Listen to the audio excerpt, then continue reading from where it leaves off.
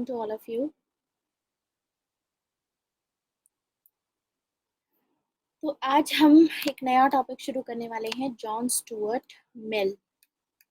Let me upload the PDF, then we'll begin with the session. John Stuart mill.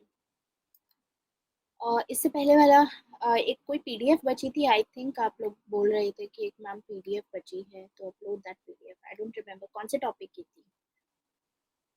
PDF full fledged, I think I have posted it, if I'm not wrong.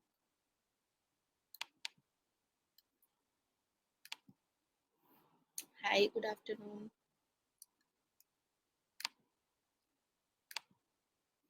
Let me see.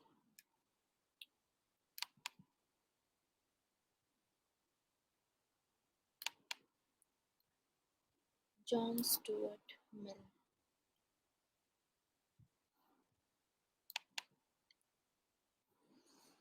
रॉसो का topic सबको समझ में आ गया था कल. John Stuart मिल हम 2 classes में cover करेंगे. आज बेसिक समझेंगे जॉन स्टुअर्ट मिल का. कल फिर हम फर्दर उसको डिस्कस करेंगे. कल फर्दर एक्सप्लोर करेंगे जॉन स्टुअर्ट मिल के टॉपिक को. ओके, सो जॉन स्टुअर्ट मिल ब्रिटेन से बिलोंग करते हैं. पहली चीज ये याद रखेंगे, ब्रिटेन से.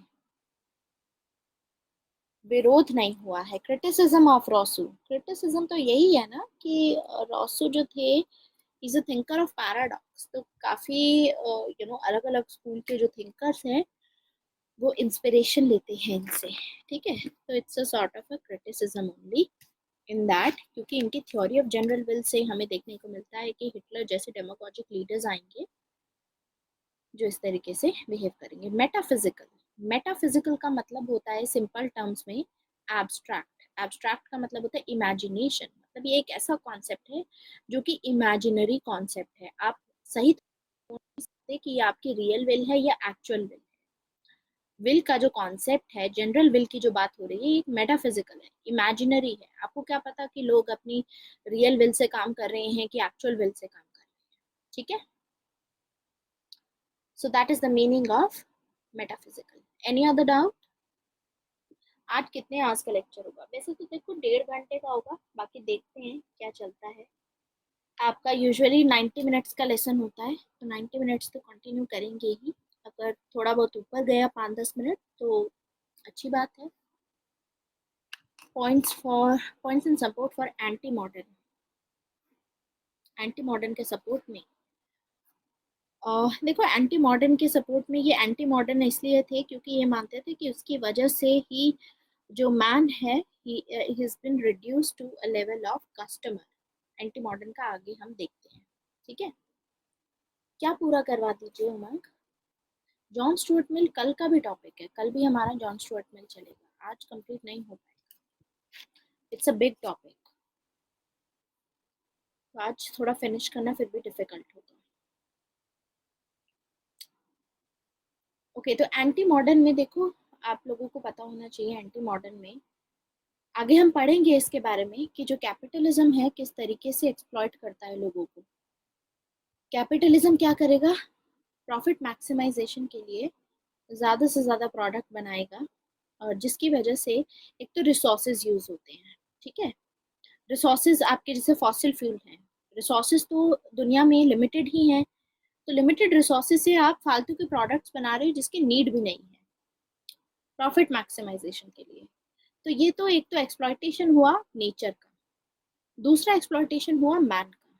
इसमें मैन का एक्सप्लॉयटेशन ऐसे क्योंकि इसी प्रोसेस को करने के लिए मैन को पहले मॉडर्नाइजेशन के अधीन बनाया. अब मैन इसकी वजह से man is acting very artificially, superficially. Man के दिमाग में रहती है टेंशन, ओवर थिंकिंग रहती है. रैशनैलिटी की वजह से ओवर थिंकिंग आती है. तो ये दोनों पॉइंट्स आप एंटी मॉडर्न में डाल सकते हो. प्रतीक, समझ में आया? Any doubt? इसको डाला जा सकता है एंटी मॉडर्न में.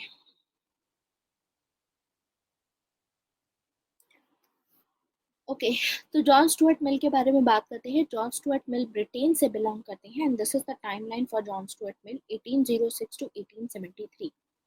This is the timeline. तो जॉन स्टुअर्ट मिल का टाइमलाइन देखो, 1857 जो इंडिया में रिवोल्ट हुआ था उसी के आसपास के में जॉन स्टुअर्ट मिल बिलोंग करते हैं। तो इसका 1857 के कॉन्टेक्स्ट में एक बहुत बड़ा इंपॉर्टेंस है जॉन स्टुअर्ट मिल का, तो वो कवर करेंगे हम, ठीक है, वो भी देखेंगे हम। लेकिन this is the time and space of John Stuart mill. John Stuart मिल है कौन? जॉन स्टुअर्ट मिल जैसे प्लेटो थे, प्लेटो के टीचर थे सोक्रेटिस। ऐसे ही एरिस्टोटल थे, इनके टीचर थे प्लेटो। तो ऐसे ही जॉन स्टुअर्ट मिल के भी एक टीचर थे बेंथम। ये बेंथम को अपना टीचर मानते थे, याद रखना है, जर्मी बेंथम नाम है, इनको अपना टीचर मानते थे। एंड मिल मानते थे कि ये बेंथम के डिसाइपल हैं, इनके स्टूडेंट हैं। तो बेंथम ने अपनी थ्योरी दी थी, थ्योरी ऑफ यूटिलिटेरियनिज्म। यूटिलिटेरियनिज्म की क्या थ्योरी है? यूटिलिटेरियनिज्म का मतलब होता है कि यूटिलिटी के बेस पे हमने देखा था कि मैन को जो यूजफुल लगता है उसके बेस पे मैन क्या करता है, एक्शन लेता है। यूटिलिटेरियन का कॉन्सेप्ट हमने थॉमस हॉब्स के केस में देखा था, क्योंकि थॉमस हॉब्स बोलते हैं ह्यूमन नेचर पे कि जो मैन है वो यूटिलिटेरियन है, मतलब man is pleasure seeking. Man की यूटिलिटी है इंजॉय करना, प्लेजर पाना। तो इसीलिए मैन वो एक्शन करता है, या तो एक इंक्लिनेशन होता है या अवर्जन होता है। इंक्लिनेशन मतलब या तो आप उस एक्शन को करोगे या फिर उस एक्शन को नहीं करोगे, वो डिसीजन नहीं लोगे। लेकिन थॉमस हॉब्स ने यूटिलिटेरियनिज्म को अलग से एक्सप्लोर नहीं किया। जर्मी बेंथम पहले ऐसे पॉलिटिकल थिंकर थे जिन्होंने यूटिलिटेरियनिज्म की अपनी अलग से थ्योरी दी। अलग से इन्होंने बोला, इनफैक्ट यूटिलिटेरियनिज्म की थ्योरी को एथिक्स के साथ में इन्होंने मर्ज कर दिया। मतलब क्या चीज सही है करना, क्या चीज गलत है, उसको यूटिलिटेरियनिज्म के साथ में कन्वर्ट मर्ज करके बोला कि जो चीज आपको प्लेजर दे वो चीज सही है, जो चीज आपको लॉस दे वो चीज गलत है। अब इसको डिटेल में अभी समझेंगे, लेकिन जॉन स्टुअर्ट मिल है डिसाइपल किसके? बेंथम के। और John Stuart mill was the first person, ये पहले ऐसे इंसान है जिन्होंने थ्योरी ऑफ लिबर्टी दी। अब आप याद करो, जॉन लॉक की बात हमने की थी।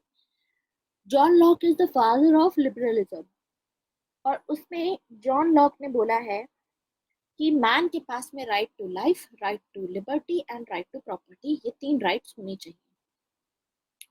तो जॉन लॉक ने राइट टू लाइफ और लिबर्टी की बात की थी। लेकिन ज्यादातर जो जॉन लॉक का डोमिनेशन था वो प्रॉपर्टी की तरफ था। हमने देखा कि प्रॉपर्टी की तरफ उनका इतना झुकाव था कि right to life and right to liberty को, दोनों को उन्होंने प्रॉपर्टी के अंडर में डाल दिया कि ये भी मैन की प्रॉपर्टी है, राइट। तो उनका जो पूरा एनालिसिस था, अलग से इन्होंने प्रॉपर्टी के ऊपर बात बोली, इन्होंने लिबर्टी को एक्सक्लूसिवली डील नहीं किया। लेकिन जो जॉन स्टुअर्ट मिल है, ये पहले ऐसे पर्सन होंगे जो कि लिबर्टी को अलग से डील करके उसकी थ्योरी देंगे डिटेल में। तो इनके बुक का नाम है लिबर्टी, ये बुक का नाम है, याद रखेंगे। एंड इन्होंने लिबर्टी के ऊपर बात की। क्योंकि इन्होंने लिबर्टी के ऊपर बात की, freedom of speech and expression के ऊपर बात की, इसीलिए जॉन लॉक को चैंपियन ऑफ डेमोक्रेसी भी बोला जाता है, that he is the champion of democracy. At the same time, क्योंकि ये लिबर्टी की बात कर रहे हैं, तो at the same time he is the champion of rights of women. तो ये बोलते हैं कि वेमेन को भी लिबर्टी होनी चाहिए, women can also participate in the state affairs. Women, यानी प्लेटो के बाद इट वॉज जॉन स्टुअर्ट मिल। अभी तक हमने प्लेटो के बाद जितने पॉलिटिकल थिंकर्स देखे, किसी ने भी विमेन के राइट्स की बात की या विमेन को आगे प्रोग्रेसिव स्टेज पे लाने की बात की? नहीं। प्लेटो थे, उसके बाद थे जॉन स्टुअर्ट मिल। फेमिनिस्ट आगे आएंगे, अभी फिलहाल के लिए हम जॉन स्टुअर्ट मिल की बात कर रहे हैं। तो ये लिबर्टी की बात करते हैं। और वेमेन के बारे में बात करते हैं। ये बोलते हैं कि वेमेन को हमें पब्लिक प्लेसेस में अलाउ करना चाहिए, वी शुड अलाउ। क्यों? क्योंकि अगर वेमेन पब्लिक प्लेसेस में बाहर रहेंगी तो man will know how to behave in a decent manner. तो आदमियों को ये पता होगा कि डिसेंटली कैसे बिहेव करना है, ये इनका कहना था। अब इसका पूरा वो चीज हम समझेंगे आगे जाकर के, ये हम कल के टॉपिक में कवर करेंगे। फिलहाल जॉन स्टुअर्ट मिल का बहुत इंपॉर्टेंट टॉपिक है, तो बेसिक इसका समझेंगे। यूटिलिटेरियनिज्म समझेंगे आज, बेंथम के क्या प्रिंसिपल्स थे, वो सब चीजें हम समझेंगे। तो ये सब चीजें होंगी कि इनका काम क्या था जॉन स्टुअर्ट मिल का। तो क्योंकि इन्होंने अलग से लिबर्टी की थ्योरी पे काम किया है, इसीलिए हम जॉन स्टुअर्ट मिल को रियल लिबरल भी बोलते हैं, कि असल में अगर कोई लिबरल है तो वो जॉन स्टुअर्ट मिल है। एंड ये भी यूटिलिटेरियन है, ये भी यूटिलिटी में बिलीव करते हैं, ये भी यूटिलिटेरियन है, क्योंकि इनके जो गुरु थे, इनके जो टीचर थे बेंथम, बेंथम ने ये थ्योरी दी थी। तो ऑब्वियसली ये अपनी जो टीचर थे उनको डिफेंड करना चाहते थे, तो उनके प्रिंसिपल्स में ये बिलीव करते हैं। लेकिन जैसे हमने रॉसू को देखा था कि रॉसू इनकंसिस्टेंट है, वैसे ही जॉन स्टुअर्ट मिल भी इनकंसिस्टेंट है। इनका भी एक यूनिक एस्पेक्ट है, ठीक है, वो हम देखेंगे। This is the unique aspect, ये इनकंसिस्टेंस है। अपनी बात पे कुछ बोलते हैं पहले, लेकिन बाद में उसी पूरी बात को एज इट इज नहीं साबित कर पाते, उसकी जगह पे फिर कुछ और बात बोलती जाती है। समझ आया? ये होती है इनकंसिस्टेंसी।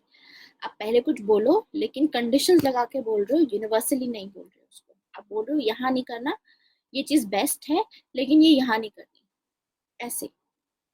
तो वो इनकंसिस्टेंसी आती है।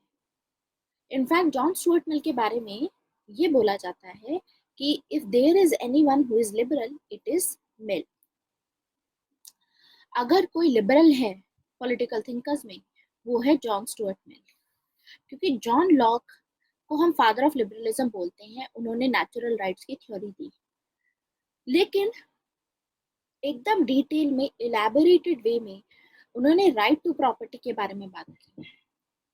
उन्होंने ये बात की कि प्रॉपर्टी को डिटेल में डिस्कस किया और लाइफ और लिबर्टी को प्रॉपर्टी के अंडर डाल दिया। इसीलिए भी हम जॉन लॉक को स्कॉलर ऑफ पॉसेसिव इंडिविजुअलिज्म बोलते हैं। लेकिन लेकिन ये गलत होगा अगर हम लिबरलिज्म को सिर्फ इस टाइप तक लिमिट रखें कि कैपिटलिज्म को जस्टिफाई करने के लिए लिबरलिज्म की आइडियोलॉजी अगर हम यूज करें, तो ये चीज गलत होगी। क्योंकि लिबरलिज्म का मतलब सिर्फ प्रॉपर्टी नहीं होता। लिबरलिज्म का मतलब ये नहीं होता कि राइट टू प्रॉपर्टी होना चाहिए। लिबरलिज्म का मतलब होता है कि लिबर्टी होनी चाहिए, freedom of speech and expression होनी चाहिए। समझ नहीं आया? ओके। देखो, जॉन लॉक ने क्या बात की थी उमंग? जॉन लॉक ने बात की थी कि प्रॉपर्टी अलाउ करो, ठीक है, क्योंकि आप जो भी मेहनत से कमाते हो आपके अपने एफर्ट की वजह से कमाते हो, तो वो आपको अलाउ होना चाहिए। तो इन्होंने डिटेल में सिर्फ प्रॉपर्टी पे रखा, तो इनको हमने बोला he is father of liberalism, ठीक है, he is father of liberalism. तो अब यहाँ पर एक चीज समझो कि फादर ऑफ लिबरलिज्म बोला क्योंकि इन्होंने नेचुरल राइट्स की दी कि लोगों के पास में राइट्स होने चाहिए।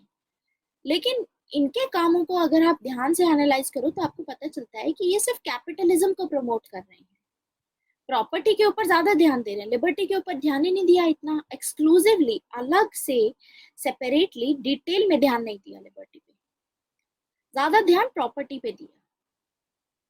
तो लिबरलिज्म, हम इनको फादर ऑफ लिबरलिज्म बोलते हैं। लिबरलिज्म की जो आइडियोलॉजी होती है उसका मतलब सिर्फ ये नहीं होता कि प्रॉपर्टी होनी चाहिए लोगों के पास में, अलाउ कर दो, समझे? हाँ, he is a scholar of bourgeoisie class. लेकिन सिर्फ ये थोड़ी ना कि कैपिटलिज्म को प्रमोट करने के लिए आप इसको ऐसे जस्टिफाई करो और सिर्फ लिबरलिज्म के नाम पे प्रॉपर्टी की ही बात करो।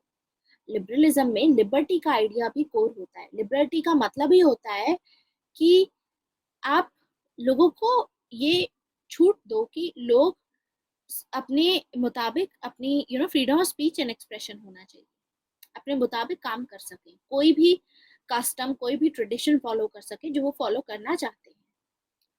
तो एक्सक्लूसिवली जॉन लॉक ने नहीं बताया था। यही रीजन है कि जॉन लॉक को हम रियल लिबरल नहीं बोलते, रियल लिबरल हम जॉन स्टुअर्ट मिल को बोलते हैं। समझ में आया? हाँ, इनफैक्ट इस साल एक क्वेश्चन आया है लिबर्टी के ऊपर आपका 2019 में प्री में क्वेश्चन था कि लिबर्टी इनमें से कौन सा है जो पॉलिटिकल कॉन्टेक्स्ट में लिबर्टी की सही डेफिनेशन होगी। What is liberty?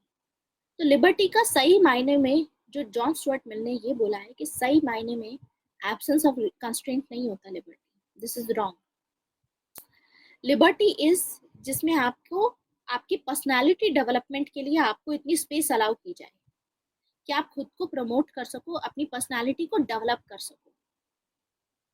समझे? तो ये करेक्ट आंसर था उसमें, क्योंकि पॉलिटिकल कॉन्टेक्स्ट में ये होता है रियल लिबर्टी, पर्सनालिटी डेवलपमेंट होता है। Liberty is not about absence of constraint.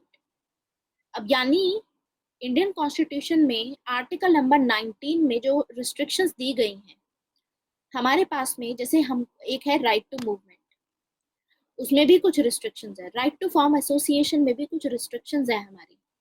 Restrictions क्या है? रिस्ट्रिक्शंस है कि अगर मान लो आप एक सभा बिठा रहे हो, वो पीसफुल होनी चाहिए। उसमें कुछ चीजें रिस्ट्रिक्ट की गई हैं कि ये नहीं होना चाहिए, अगर ये होगा तो फिर ऐसी सभा को हम अलाउ नहीं करेंगे। समझे?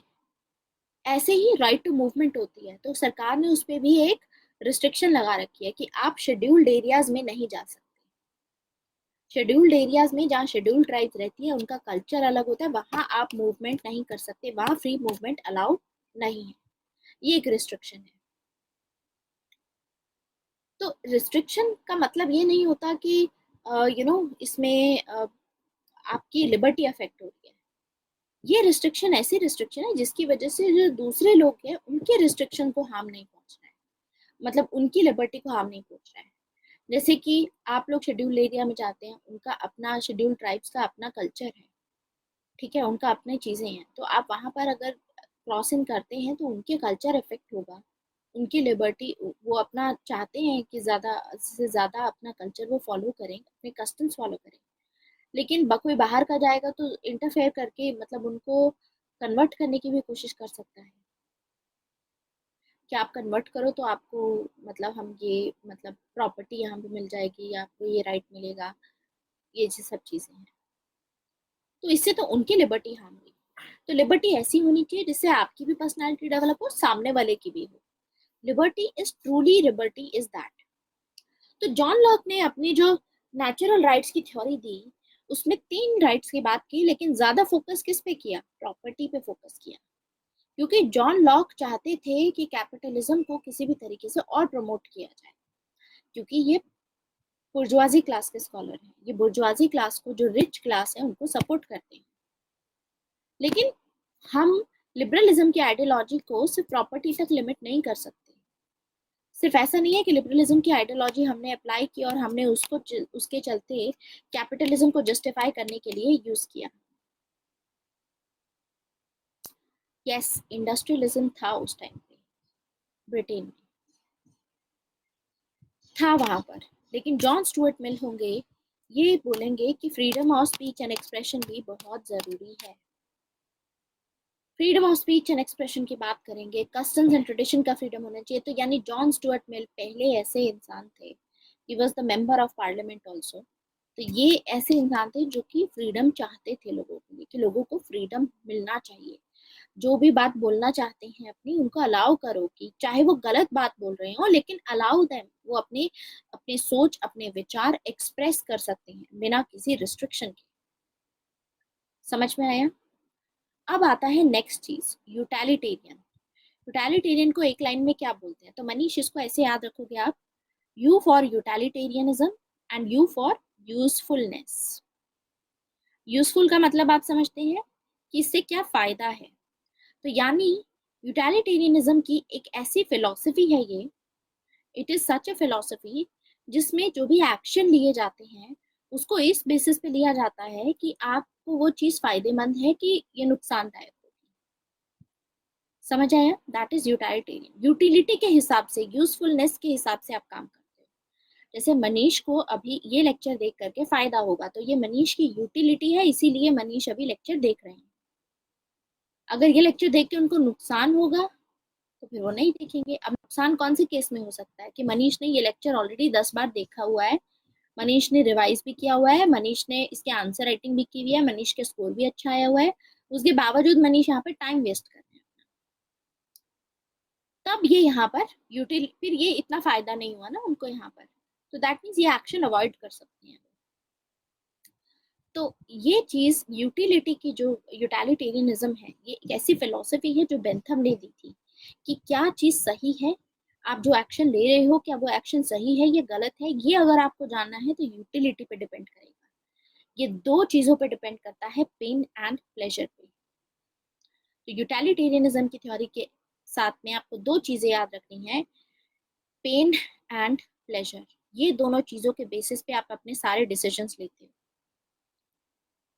इन दोनों चीजों के ऊपर डिसीजन लिए जाते हैं। समझ आया? तो एक एक लाइन जो मैंने यहाँ पर लिखी हुई है वो अगर आपको समझ में आई है तो बताइए, विल मूव फॉरवर्ड, अदरवाइज किसी को जरा सा भी डाउट है प्लीज आस्क। कनेक्ट करना बहुत जरूरी है, समझना बहुत जरूरी है। ठीक है, got it? Let's move forward now. तो हमने देखा कि ये जॉन स्टुअर्ट मिल थे। तो जॉन स्टुअर्ट मिल इनकंसिस्टेंट है। इनकंसिस्टेंट का मतलब होता है कि अपनी बात पे पहले बोलते कुछ और हैं और बाद में खुद ही कंडीशन लगा देते हैं, अपनी ही बात से मुकर भी जाते हैं। ठीक है, तो ये होता है इनकंसिस्टेंसी। कंसिस्टेंसी क्या होता है? आप रेगुलर बेसिस पे चीज करो, मतलब आप जो एक बार आपने स्टैंड ले लिया वो ले लिया आपने, आप हटोगे नहीं वहां से। ये क्या है? ये अस्थाई है। Exactly, he is inconsistent. तो if he is champion of liberty, he is also prophet of empty liberty. मतलब देखो, ये ऐसे थिंकर हैं जो ये बोलते हैं कि लिबर्टी होनी चाहिए, लोगों को लिबर्टी होनी चाहिए, freedom of speech and expression, उनको अलाउ करो कि अपने विचार अपने मुताबिक बोल सकते हैं, चाहे वो गलत ही बोल रहे हैं।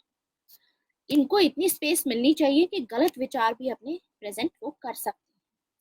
लेकिन ये इतने इनकंसिस्टेंट हैं कि इन्हीं के कामों में जो ये लिबर्टी की बात करते हैं, जिस लिबर्टी की बात करते हैं, that is an empty liberty.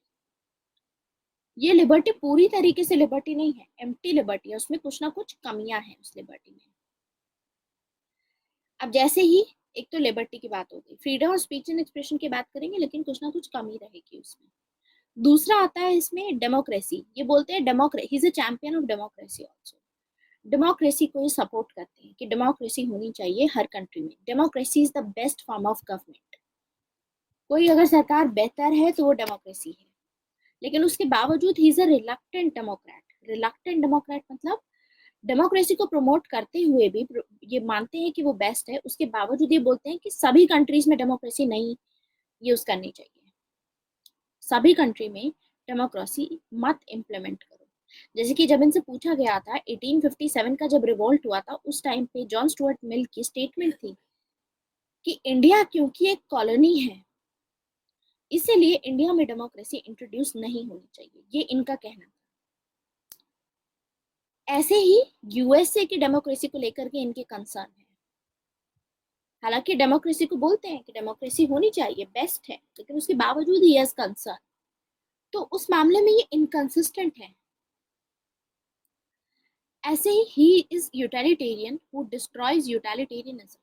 ये यूटिलिटेरियन है, ये खुद अपने आप को बेंथम का डिसाइपल मानते थे। यस, इसमें व्हाइट मैन बर्डन था। एग्जैक्टली, व्हाइट मैन बर्डन आएगा कि कॉलोनी है तो उनको डायरेक्टली आप व्हाइट मैन बर्डन के थ्रू, अपना बेनेवलेंट डिस्पोटिज्म के थ्रू इनको रूल करो। जैसे राजा महाराजा खुद ही रूल करते थे इनको, इनसे कुछ नहीं पूछते थे, ऐसे ही रूल करना चाहिए क्योंकि बर्डन है, ये लोग सिविलाइज नहीं है, इनको सिविलाइज करना पड़ेगा, that's why.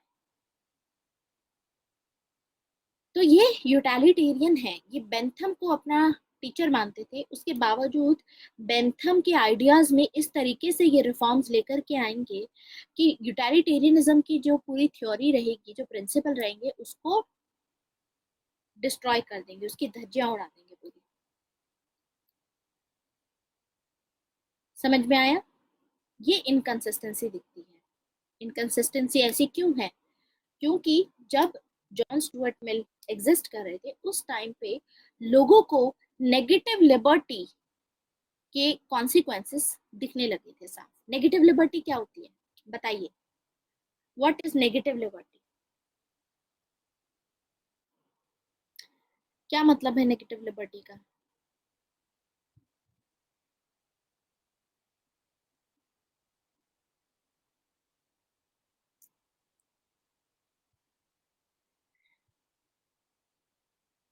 Against the will of their, बिना लॉस के लिबर्टी, आजादी से किसी और की आजादी छीन लो। नहीं, नेगेटिव लिबर्टी का मतलब होता है, हॉब्स याद करो, वहां पर मैंने आपको पॉजिटिव और नेगेटिव लिबर्टी बताया था। तो मैंने आपको बताया था, P for positive, P for presence of state. Negative का मतलब होता है माइनस, माइनस का मतलब होता है एब्सेंट, एब्सेंस। तो नेगेटिव लिबर्टी का मतलब होता है एब्सेंस ऑफ स्टेट, मतलब स्टेट प्रेजेंट नहीं होगा, स्टेट इंटरफेयर नहीं करेगा। स्टेट जब मिनिमल रहेगा, वॉचमैन स्टेट की तरह एक्ट करेगा अगर स्टेट, तो लोगों के पास में ज्यादा लिबर्टी होगी, तो लोग लिबर्टी इंजॉय कर पाएंगे। ये था कॉन्सेप्ट नेगेटिव लिबर्टी का, समझे? नेगेटिव लिबर्टी का कॉन्सेप्ट है, आप खुद को स्टेट मानो, कि आप किसी की उसमें कोई लॉ नहीं बना रहे हो, तो बाकी सब जो क्लास में बच्चे हैं वो सब लिबर्टी इंजॉय करेंगे, क्योंकि आपने लॉ नहीं बनाया, वहां पर इंटरफेयर नहीं किया। पॉजिटिव होता है प्रेजेंस ऑफ स्टेट, आपने लॉ बनाया, और लॉ बनाने के बाद भी लोगों के पास में लिबर्टी आई, लेकिन ये कॉन्सेप्ट बहुत लेट डेवलप हुआ है। जॉन स्टुअर्ट मिल के टाइम तक पॉजिटिव लिबर्टी का कॉन्सेप्ट ही नहीं था, एक ही कॉन्सेप्ट एग्जिस्ट कर रहा था, वो था नेगेटिव लिबर्टी का कॉन्सेप्ट। और नेगेटिव लिबर्टी के अपने कॉन्सिक्वेंसेस थे। ये किस चीज के पक्ष में थे? ये इनकंसिस्टेंसी इनके अंडर में आती ही इसलिए है क्योंकि नेगेटिव लिबर्टी के अगेंस्ट में जाएंगे। जो बेंथम है, बेंथम की जो थ्योरी ऑफ टोटलिटेरियनिज्म है, बेंथम बोलते हैं कि स्टेट को इंटरफेयर नहीं करना चाहिए इकोनॉमी में। Yes, negative liberty original concept है लिबर्टी का। ओरिजिनली जब भी आप लिबर्टी की बात में सोचते हो उसके बारे में, तो हम हमेशा ये सोचते हैं कि अगर कोई इंटरफेयर नहीं करेगा तो मेरे पास लिबर्टी है ना? ओरिजिनली हम ये सोचते हैं, तो उस टाइम पे ओरिजिनली ही थी, लेकिन ये इसके पक्ष में नहीं थे। बेंथम इसको मानते थे, बेंथम नेगेटिव लिबर्टी को सपोर्ट करते थे कि स्टेट को इंटरफेयर नहीं करना चाहिए। लेकिन इसी की वजह से बेंथम को बहुत ज्यादा क्रिटिसाइज किया जाने लगा, बहुत ज्यादा क्रिटिसाइज किया जाने लगा। क्योंकि बेंथम को क्रिटिसाइज किया जाने लगा, इसी के बेसिस पे आगे जाकर के जो जॉन स्टुअर्ट मिल है अपने आप को इनका स्टूडेंट मानते हैं, तो ये यूटिलिटेरियनिज्म को रिवाइज करेंगे ताकि इसको क्रिटिसाइज ना किया जाए। ये डिफेंड करना चाहते थे, लेकिन रिवीजन, ऐसा रिवीजन ये कर देंगे जिसकी वजह से यूटिलिटेरियनिज्म का जो कोर प्रिंसिपल है वही डिस्ट्रॉय हो जाएगा। ये भी रीजन है कि हम देखते हैं कि John Stuart mill is not a good student. तो उससे रिगार्डिंग एक चीज बोली जाती है कि John Stuart mill is a Peter who denied his master. Peter थे, आपने एक स्टोरी सुनी होगी पीटर और उसके मास्टर की, जो मास्टर कुछ बोलता था पीटर करता था। तो ये वो वाले वही पीटर हैं जिन्होंने, जो उनका मास्टर थे बेंथम, उसकी पूरी जो कोर थी उसको डिस्ट्रॉय करके डिनाई कर दिया उनके प्रिंसिपल।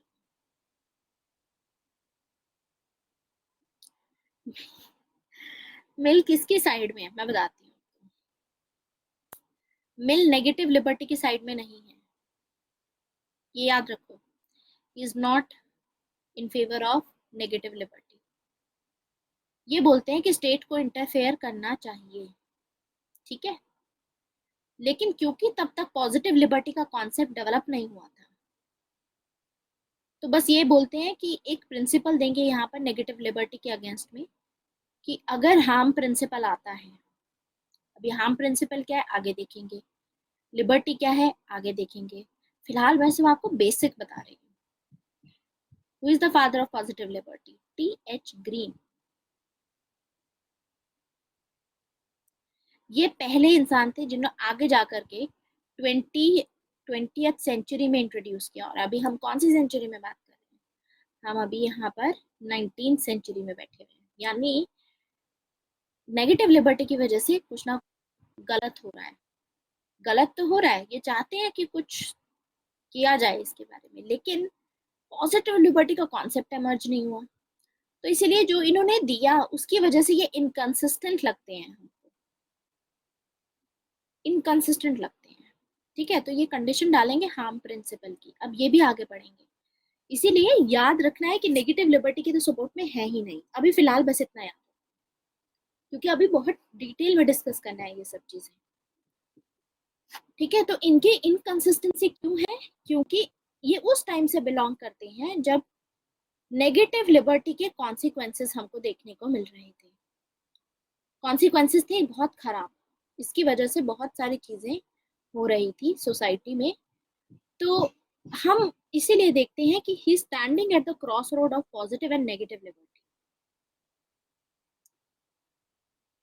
हाँ, ये विरोधी थे। विरोधी भी क्या लिखना है, आप सिंपल बोलोगे कि सपोर्ट नहीं करते हैं। ठीक है, तो सिंस इनकंसिस्टेंट है, लेकिन इसका मतलब ये नहीं है कि ये एक अच्छे थिंकर नहीं है। ये बहुत अच्छे थिंकर है, is a good thinker, great thinker in fact. किसी भी थिंकर को हम इवेलुएट करते हैं, जैसे मैंने रॉसो में भी आपको बताया था कि किसी भी थिंकर को समझना हो कि ये थिंकर की कंट्रीब्यूशन कैसी है, ये अच्छा थिंकर था या बुरा थिंकर था, इस बेसिस पे नहीं होती है कि वो अपनी एक ही बात पे अडिग है। अच्छे थिंकर की पहचान होती है कि जो भी आइडिया वो दे रहे हैं वो कितना रेलेवेंट है, वो आइडिया कितना एक्सेप्टेबल है लोगों से, वो उस पर डिपेंड करता है उस थिंकर का ग्रेट होना। लेकिन जॉन स्टुअर्ट मिल इनकंसिस्टेंट थे, ये उनका यूनिक एस्पेक्ट था। तो अगर क्वेश्चन आता है आपको कि John Stuart Mill as an inconsistent thinker, ये इनकंसिस्टेंट थिंकर है, तो आप क्या लिखोगे? आप ये सभी पॉइंट्स लिखोगे जिसमें आप लिबर्टी को और ज्यादा एक्सप्लोर करोगे, डेमोक्रेसी को और एक्सप्लोर करोगे, यूटिलिटेरियनिज्म को थोड़ा सा एक्सप्लोर करोगे 4-5 लाइनों में, फिर बताओगे इनकंसिस्टेंसी कि उस टाइम पे इस वजह से था, लेकिन इसका मतलब ये नहीं है is not great. Negative liberty is minimal, not complete absence of state. Minimal word मैंने यूज किया है। मिनिमल का क्या मतलब होता है शिफा? मिनिमल का मतलब होता है कि स्टेट सिर्फ रेगुलेट करेगा, कम से कम। स्टेट सिर्फ लॉ बनाएगा, स्टेट ये देखेगा कि आप लॉ फॉलो कर रहे हैं, और वो जो लॉ बनाएगा स्टेट, वो ऑब्वियसली आप ही के फेवर में बनाएगा। जॉन लॉक को याद करो, यहाँ पर जॉन लॉक का याद रखो। जॉन लॉक क्या बोलते हैं कि कोई भी लॉ जो बनेगा it has to confirm to the due process of law. मतलब जो भी लॉ बनाया जाता है वो रीजन के बेस पे बनाया हो, जिससे लोग एक्सेप्ट करें कि हाँ भाई ये लॉ सही है, लॉजिक के बेस पे बनाया हो। अगर वो लॉ लॉजिकल नहीं होगा तो फिर लोग उसको अपोज कर सकते हैं। तो मिनिमल स्टेट वो होता है, समझ आया शिफा? मतलब हर चीज में नहीं करेगा, आपको मैक्सिमम लिबर्टी अलाउ करेगा, बस थोड़े बहुत लॉ बनाएगा इनकन्वीनियंसेस को हटाने के लिए, बस इतना। बाकी आगे धीरे धीरे करके क्लैरिटी तो होती ही जाएगी आपको अच्छे से।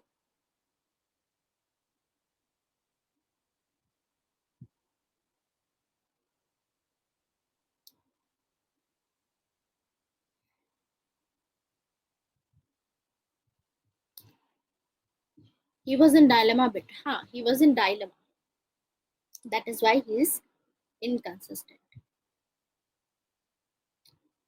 अब आगे डिस्कस करते हैं, यूटिलिटेरियनिज्म को समझते हैं, क्योंकि जॉन स्टुअर्ट मिल यूटिलिटेरियनिज्म की जो थ्योरी है उसको रिवाइज करेंगे, उसको रिवाइज करेंगे।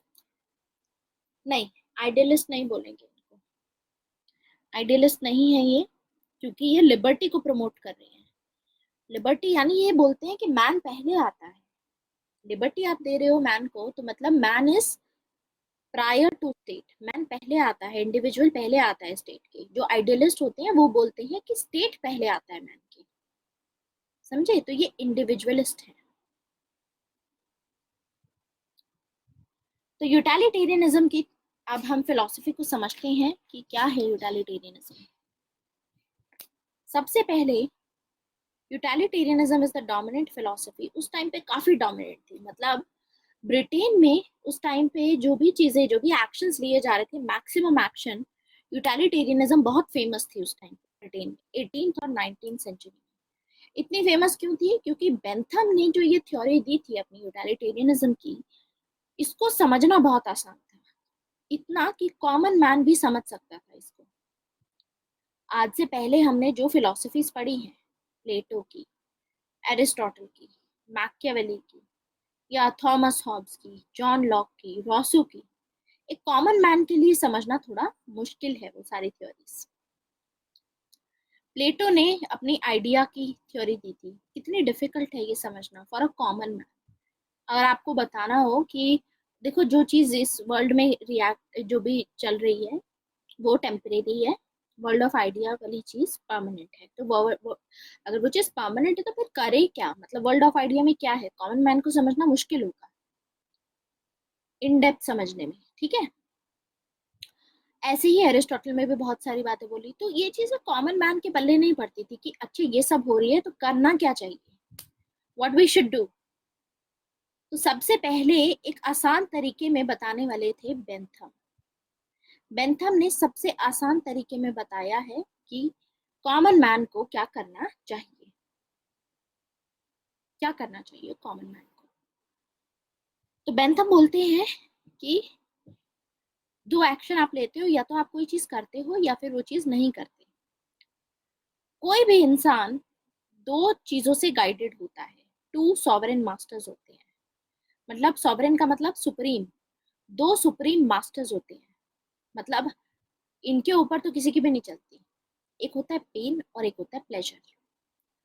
आप प्लेजर के ऊपर या पेन के ऊपर डिसाइड करते हो कि क्या करना चाहिए। तो बेंथम का कहना है कि प्लेजर, किसी चीज को, किसी काम को करके अगर आपको प्लेजर मिलता है, प्लेजर का मतलब प्रॉफिट और पेन का मतलब लॉस, किसी काम को करके अगर आपको प्रॉफिट मिलता है तो आपको वो काम करना चाहिए, वो काम सही है। तो ये एथिकल बात बोल दी इन्होंने, एथिक्स से रिलेटेड क्या चीज सही है क्या गलत है। जो चीज प्रॉफिट दे वो सही है, जो चीज की वजह से आपका लॉस हो वो चीज मत करो, उसको अवॉइड करो। ये कहना था बेंथम का। समझ में आया? तो ये यूटिलिटेरियनिज्म की थ्योरी उस टाइम पे, अब देखो कितनी इजी थ्योरी है, जो चीज प्रॉफिट दे कर लो, जो चीज नहीं दे मत करो। तो एक आम इंसान के लिए बहुत आसान रहेगा ये समझना, इसीलिए ये डोमिनेंट हो गया उस टाइम पे, सभी इसको फॉलो करने लगे।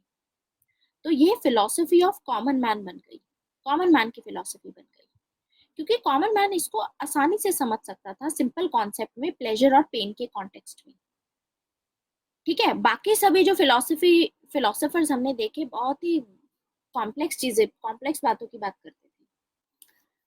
तो मैन शुड डू जो कि आपको प्लेजर दे, मैन को वो चीज अवॉइड करनी चाहिए जो चीज आपको पेन दे। तो जॉन स्टुअर्ट मिल का क्या काम था? अब ये सब हो रहा था कि बेंथम ने ये बोला, इसकी वजह से बहुत सारे सोशलिस्ट थे और ह्यूमैनिटेरियंस थे। सोशलिस्ट और ह्यूमैनिटेरियंस ने बेंथम को किया क्रिटिसाइज, उनकी थ्योरी ऑफ यूटिलिटेरियनिज्म को किया क्रिटिसाइज। बोला कि ये जो इनकी फिलोसफी है, यूटिलिटेरियन की जो फिलोसफी है यूटिलिटेरियनिज्म की, ये एक पिग्स फिलोसफी है। पिग, सुअर जो होता है, पिग, उसकी फिलोसफी। कार्लाइल एक सोशलिस्ट है, कार्लाइल बोलते हैं इसको कि ये जो फिलोसफी दी है बेंथम ने, it's a pig philosophy. Pig philosophy कैसे है? क्योंकि यूटिलिटेरियनिज्म की थ्योरी करने के इसको फॉलो करके लोगों का एक्सप्लॉयटेशन हो रहा था, एक्सप्लॉयटेशन हो रहा था। अब देखो कैसे एक्सप्लॉयटेशन होता है। एक है कैपिटलिस्ट, ये इंडस्ट्रियलिस्ट है, बाकी बहुत सारे वर्कर्स हैं, ठीक है। तो इंडस्ट्रियलिस्ट ने अपनी एक नई कंपनी खोली, कंपनी में इंडस्ट्रियलिस्ट ने इन सभी वर्कर्स को एम्प्लॉय किया कि तुम आओ, तुम्हें जॉब मिलती है, ठीक है, इस कंपनी में, इंडस्ट्री में उनको काम मिला। अब इंडस्ट्रियलिस्ट का जो मेन ऑब्जेक्टिव होता है, मेन एम होता है, वो क्या होता है? आप अगर एक इंडस्ट्रियलिस्ट हो, आप एक बिजनेसमैन हो, तो आपका मेन ऑब्जेक्टिव क्या होगा कि ज्यादा से ज्यादा प्रॉफिट हो आपके पास में, है ना, प्रॉफिट मैक्सिमाइजेशन। तो प्रॉफिट मैक्सिमाइजेशन इनका एम होता है, तो ज्यादा एक्सप्लॉइट करने की इसीलिए कोशिश करेंगे, क्योंकि इनको प्लेजर कहाँ से आता है, प्रॉफिट से। और बेंथम ने बोला है कि अपने प्लेजर के लिए, अपने प्रॉफिट के लिए आपको जो एक्शन लेना पड़े वो सही एक्शन। तो यानी अब इंडस्ट्रियलिस्ट ने पहले इन वर्कर्स को रखा, ठीक है, काम पे, और इनको सबसे पहले इनको जो जॉब दी वो ऐसे दी कि आपको दिन का 10 रुपए मिलेगा, ठीक है। अब मान लीजिए इन लोगों को दिन का 10 रुपए मिल रहा है, लेकिन काम ये इतना कर रहे हैं कि ये 5 वर्कर्स मिल करके 1,000 रुपए के प्रोडक्ट बना देते हैं, जिसमें से जो कॉस्ट आएगी बनाने की वो होगी सामान वामान लगा मिला करके 100 रुपए, और 5 बंदे काम कर रहे हैं तो इसमें 50 रुपए लगा, ठीक है, टोटल। तो यानी 150 रुपए की लागत में 150 रुपीज कॉस्ट ऑफ प्रोडक्शन आया, लेकिन बाद में जब सेल हुआ तो 1,000 रुपीज हुआ। तो प्रॉफिट कहाँ आया, इंडस्ट्रियलिस्ट के पास जाएगा, इनके पास नहीं जाएगा। और एक दिन के लिए अगर आपको सरवाइव करना है, ठीक है, तो आपको चाहिए होते हैं 8 रुपए। मतलब 8 रुपए में आप अपना खाना खा सकते हो, पानी अपने घर वालों को खिला सकते हो, वॉट एवर इट इज। तो 8 रुपए में आपका पूरा घर का खर्चा चलता है एक दिन का। तो यहाँ पर तो 1,000 रुपए था, ये तो आपको ज्यादा भी दे सकता था। पर पर्सन को अगर 50 रुपए भी दिए जाएं तो भी 250 रुपए जाते हैं यहाँ पर, तो 350 आती, इन लोगों का भी वेलफेयर होता है, राइट। और लेकिन ऐसे काम नहीं करता कैपिटलिज्म। कैपिटलिज्म इस चीज पे काम करता है कि अगर हमने इनको पहले ही 50 रुपए दे दिए तो हो सकता है इनमें से एक वर्कर या दो वर्कर अगले दिन आए ही ना। एक दिन का काम किया, अब उसको पता है मेरा तो एटलीस्ट 5 दिन का काम चल जाएगा, तो मुझे काम पे जाने की जरूरत नहीं है। छठे दिन जब मुझको जरूरत होगी खाने की, जब मेरे घर में कुछ नहीं होगा, तो मैं भी तब मैं जाऊंगा काम। तो नुकसान किसका होगा फिर ऐसे में, इंडस्ट्रियलिस्ट का, क्योंकि वर्कर नहीं मिला फिर उसको आगे काम करने के लिए, तो प्रॉफिट कहाँ से जनरेट करेगा। इसीलिए ये जो होते हैं ना इंडस्ट्रियलिस्ट, ये एक्सप्लॉइटेशन करते हैं इनका। ये इनको पहले ही सैलरी कम देते हैं ताकि ये जो बंदे हैं ये वापस आकर के काम करें, अगले दिन आकर के इनके लिए काम करें और प्रॉफिट जनरेट हो।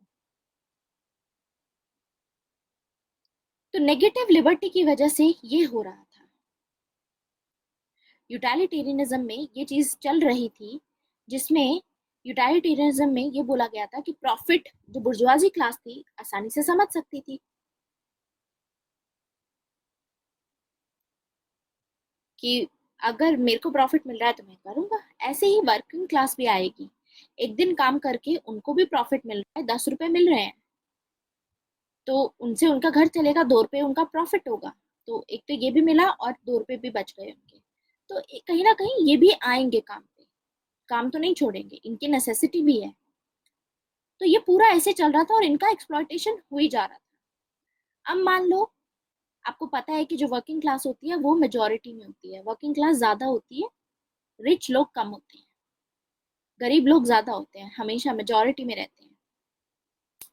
तो पहले 5 थे, अब आ गए 10, 5 और जुड़ गए कि हमको भी कंपनी में काम करना है। अब क्या हुआ, मार्केट में वर्कर की संख्या बढ़ गई, मार्केट में अब ये हो गया कि हमको भी काम चाहिए, तो डिमांड बहुत हो गई काम की। तो यानी अब कंपटीशन ज्यादा हो गया। जब कंपटीशन ज्यादा होता है तो इसके पास में लेवरेज होती है, तो इसके पास में ये मौका होता है कि ये इसको अपने प्रॉफिट में कन्वर्ट कर सकती है। तो ये बोलेगा कि अच्छा मेरे पास तो 5 ही बंदों का काम है, चलो ठीक है, मैं तुम सबको रखवाता हूँ, लेकिन 10 बंदे मार्केट में है और सिर्फ एक ही इंडस्ट्री है, इसको लगाना है। तो ये अब क्या करेगा, ये बोलेगा कि मैं उसको काम दूंगा जो मेरे लिए एक दिन में 8 रुपए में काम करेगा। आपको करना है तो करो, नहीं तो फिर जाओ, और कोई इंडस्ट्री भी नहीं है तो लोग आएंगे फिर भी काम करने यहाँ पर। तो और एक्सप्लॉइटेशन हुआ है यहाँ पर, तो ये एक्सप्लॉइटेशन हो रहा था। तो कैपिटलिज्म ऐसे काम करता है और यूटिलिटेरियनिज्म इसी चीज को सपोर्ट कर रहा था कि प्रॉफिट मैक्सिमाइजेशन के लिए, अपने प्लेजर के लिए, अपने प्रॉफिट के लिए कोई भी एक्शन आपको लेना पड़े वो एक्शन सही एक्शन है। तो आपके दिल में कोई भी वो ना रहे गिल्ट ना रहे कि आप गलत कर रहे हो, ये एक्शन सही है क्योंकि आपको प्रॉफिट मिल रहा है। अब इसी में इसको नेगेटिव रिलेट लिबर्टी के साथ में रिलेट करो। नेगेटिव के साथ में कैसे रिलेट करोगे लिबर्टी के साथ में? नेगेटिव लिबर्टी का मतलब कि ये सब हो रहा है और सरकार इसमें कुछ नहीं इंटरफेयर कर रही, सरकार वर्कर्स के बिहाफ में कुछ नहीं बोल रही, समझी?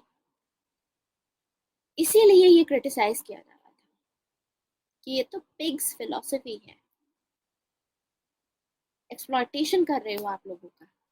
तो जो सोशलिस्ट होते हैं, सोशलिस्ट सोसाइटी के बारे में सोचते हैं और सोसाइटी में जो मार्जिनलाइज सेक्शन होते हैं उनके बारे में सोचते हैं कि इन लोगों का एक्सप्लॉयटेशन हो रहा है, इसीलिए ये लोग बोलेंगे कि ये जो थ्योरी है ये पिग्स फिलोसफी है।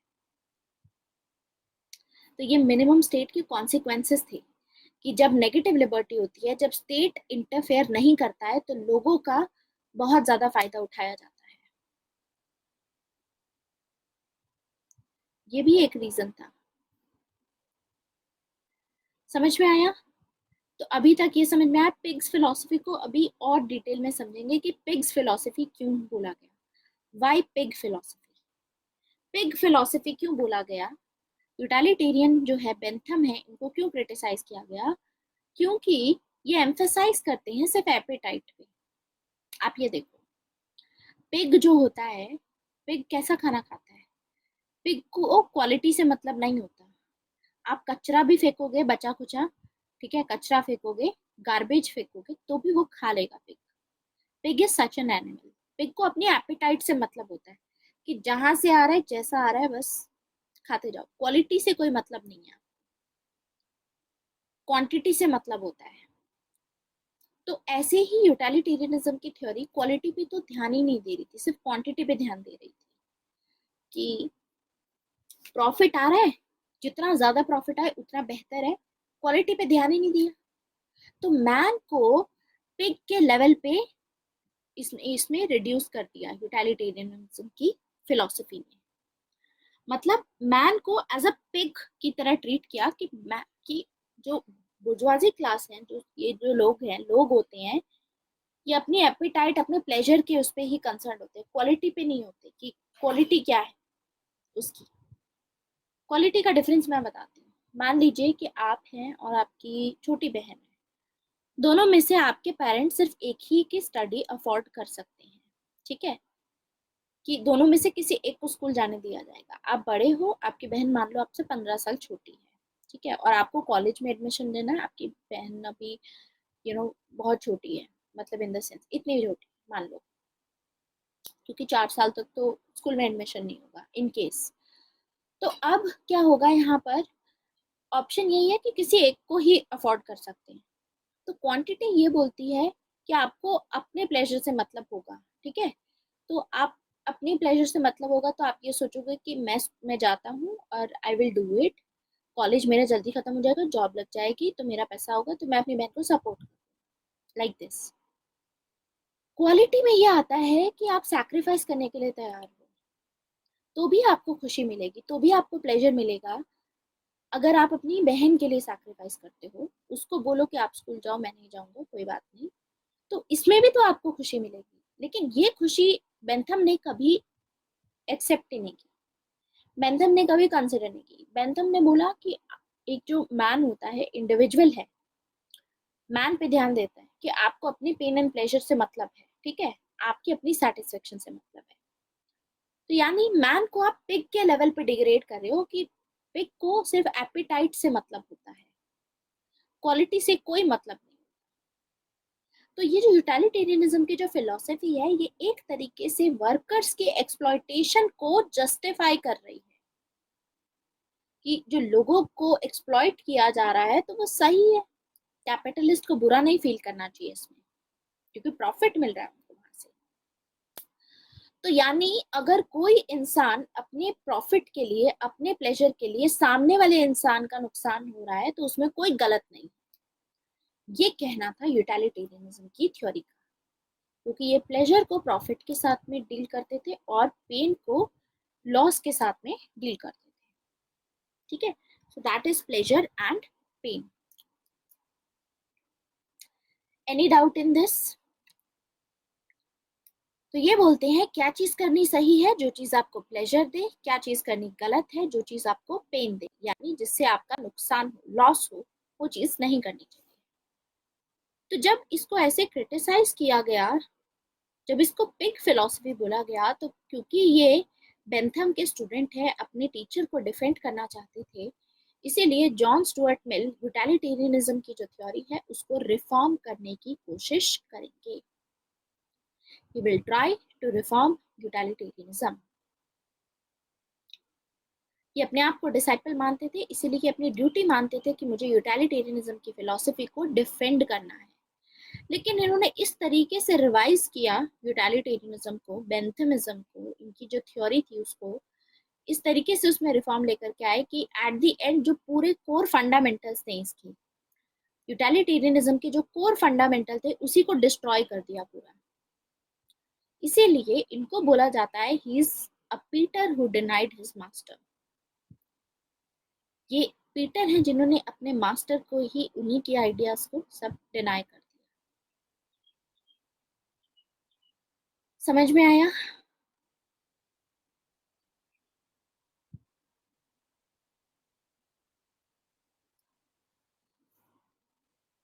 नहीं, एरिस्टोटल इस तरीके से नहीं बोलेंगे एरिस्टोटल को। एरिस्टोटल मानते थे, सिमिलैरिटीज थी उसमें भी। एरिस्टोटल डिफेंड नहीं कर रहे थे प्लेटो को कभी भी, यहाँ डिफेंस हो रहा है।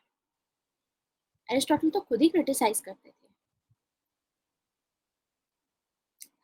तो कैसे ये पूरा जो फाउंडेशन है यूटिलिटेरियनिज्म का उसको डिस्ट्रॉय करेंगे, उसके लिए हमें यूटिलिटेरियनिज्म के प्रिंसिपल्स को समझना जरूरी है कि बेंथम क्या क्या बोलते थे अपने यूटिलिटेरियनिज्म में। तो बेंथम के बारे में थोड़ा जानेंगे कि बेंथम की क्या सोच थी और बेंथम की क्या आइडियाज थी, ये कवर हो जाएगा। उसके बाद देखेंगे कि जॉन स्टुअर्ट मिल ने किस तरीके से मॉडिफाई किया इस आइडिया को।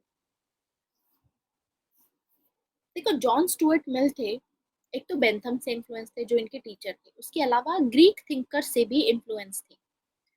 ग्रीक थिंकर्स कौन कौन से थे? प्लेटो एंड सोक्रेटिस। बचपन में इन्होंने प्लेटो और सोक्रेटिस के बारे में बहुत पढ़ा था, तो उनसे काफी हद तक के इन्फ्लुएंस थे। तो ये जब यूटिलिटेरियनिज्म की थ्योरी को रिफॉर्म करेंगे तो उसमें आइडियलिज्म के कुछ आइडियाज मिक्स करेंगे। अब यूटिलिटेरियनिज्म का जो कॉन्सेप्ट है वो इंडिविजुअलिज्म के पास में आता है, क्योंकि बेंथम एक लिबरल स्कॉलर है। जॉन लॉक है ना, जैसे जॉन लॉक और बेंथम को क्लासिकल लिबरल बोला जाता है। क्लासिकल मतलब ओरिजिनल लिबरल्स। ये ओरिजिनली लिबरल थे जो ये बोलते थे कि स्टेट को इंटरफेयर नहीं करना चाहिए, मैक्सिमम फ्रीडम देना चाहिए मार्केट में, स्टेट इंटरफेयर ना करे। तो आइडियलिज्म का आपको पता है अलग होता है। आइडियलिज्म में तो स्टेट उसमें होता है, उसमें इंक्लूड स्टेट इनके लिए इम्पोर्टेंट रहता है।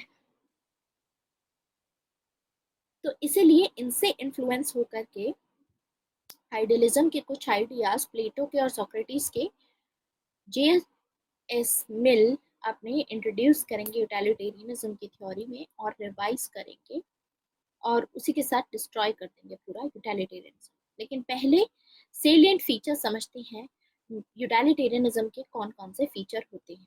अभी हम फीचर समझेंगे। देखो, यूटिलिटेरियनिज्म की थ्योरी ऐसा नहीं है कि बेंथम से पहले किसी ने नहीं दी। हमने हॉब्स के टाइम पे देखा था कि हॉब्स ने भी यूटिलिटेरियन अप्रोच फॉलो की थी, लेकिन बेंथम ऐसे पहले पर्सन थे जिन्होंने यूटिलिटेरियनिज्म को as a systematic school of thought अलग से डिस्कस किया। और इन्होंने जो प्रिंसिपल ऑफ यूटिलिटी थी, मतलब क्या चीज यूजफुल है, उसको एथिक्स के साथ में मर्ज किया। He considered utility as ethics, principle of utility as ethics, very important. ये important principle है। तो अगर आपको क्वेश्चन आता है कि discuss the salient features of utilitarianism, आपको ये सभी पॉइंट्स लिखने होंगे। तो बेंथम का कहना है कि नेचर ने मैन को ऐसे बनाया है कि मैन दो चीजों पे काम करता है। हमारे दो सॉवरेन मास्टर्स हैं, पेन और प्लेजर। हम जो भी डिसीजन लेते हैं वो डिसीजन हमारा पेन और प्लेजर के बेसिस पे होता है, और ऐसा ही होना भी चाहिए, ये कहना था बेंथम का।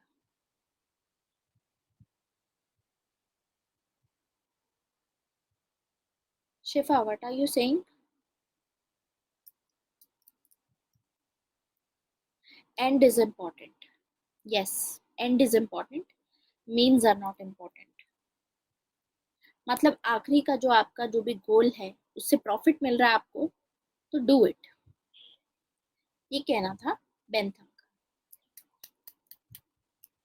तो ये बोलते हैं कि not only we do what they dictate, मतलब हमने लाइफ में जो भी डिसीजन लेते हैं पेन और प्लेजर के बेसिस पे ही लेते हैं, और ऐसा होना भी चाहिए, हमें इसी के बेसिस पे लेना चाहिए, इसमें कुछ गलत नहीं।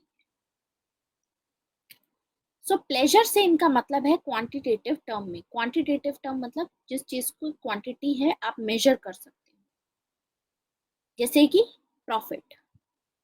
आज 500 करोड़ का प्रॉफिट हुआ, कल 700 करोड़ का हुआ, ये 750 का हुआ, you can count it always. तो ये हो गया pleasure, quantitative term. Quality is not important, quality important नहीं है, क्वांटिटी इंपॉर्टेंट है। ये एक इम्पॉर्टेंट प्रिंसिपल है इनका। जो बेंथम है क्वालिटी पे ध्यान नहीं देते थे, क्वांटिटी पे बोलते थे इम्पोर्टेंट है, क्योंकि बेंथम का कहना था कि मोर प्लेजर और लेस प्लेजर ये सही चीज होती है, हायर प्लेजर और लोअर प्लेजर कुछ नहीं होता है।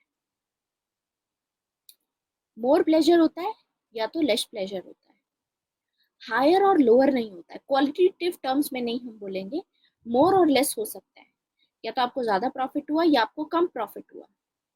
अब प्रॉफिट में भी प्रॉफिट हुआ तो, लेकिन प्रॉफिट उस लेवल का प्रॉफिट हुआ और लोअर लेवल का प्रॉफिट हुआ, ऐसे नहीं बोलोगे, ये क्वालिटेटिव टर्म आ जाती है। समझे? So pushpin is as good as poetry, ये बोलते थे। पुष्पिन क्या होता है? पुष्पिन एक टाइप की गेम थी, पुष्पिन एक गेम है। तो इनका बोलना है कि ऐसा नहीं है कि यहाँ से आपको ज्यादा मिलेगा और पोएट्री से कम मिलेगा। Pushpin is as good as poetry, ये कहना था बेंथम का। मतलब अगर आप पोएट्री सुन रहे हो या आप गेम खेल रहे हो, आपको प्लेजर जो रहेगा वो सेम रहेगा। मतलब ऐसा नहीं है कि किसी में ज्यादा आप खुश हो किसी में कम खुश हो, प्लेजर और हैप्पीनेस दोनों में कोई डिफरेंस नहीं है बेंथम के लिए। यानी अगर आपको ज्यादा प्रॉफिट होता है तो आप खुश हो, इसका मतलब ये कहना था इनका। तो प्लेजर को ये मटेरियलिस्टिक टर्म्स में देखते थे, यानी मनी के टर्म्स में, मैटर के टर्म्स में देखते थे। प्लेजर को ये बोलते थे एक्सपीरियंसेस के बेसिस पे आप प्लेजर समझ सकते हो, सैक्रिफाइस करके प्लेजर नहीं समझा जाता। मतलब अगर आप अपनी बहन के लिए सैक्रिफाइस कर रहे हो, उसको हम प्लेजर की कैटेगरी में नहीं डालेंगे, एक्सपीरियंस को हम प्लेजर की कैटेगरी में डाल सकते हैं।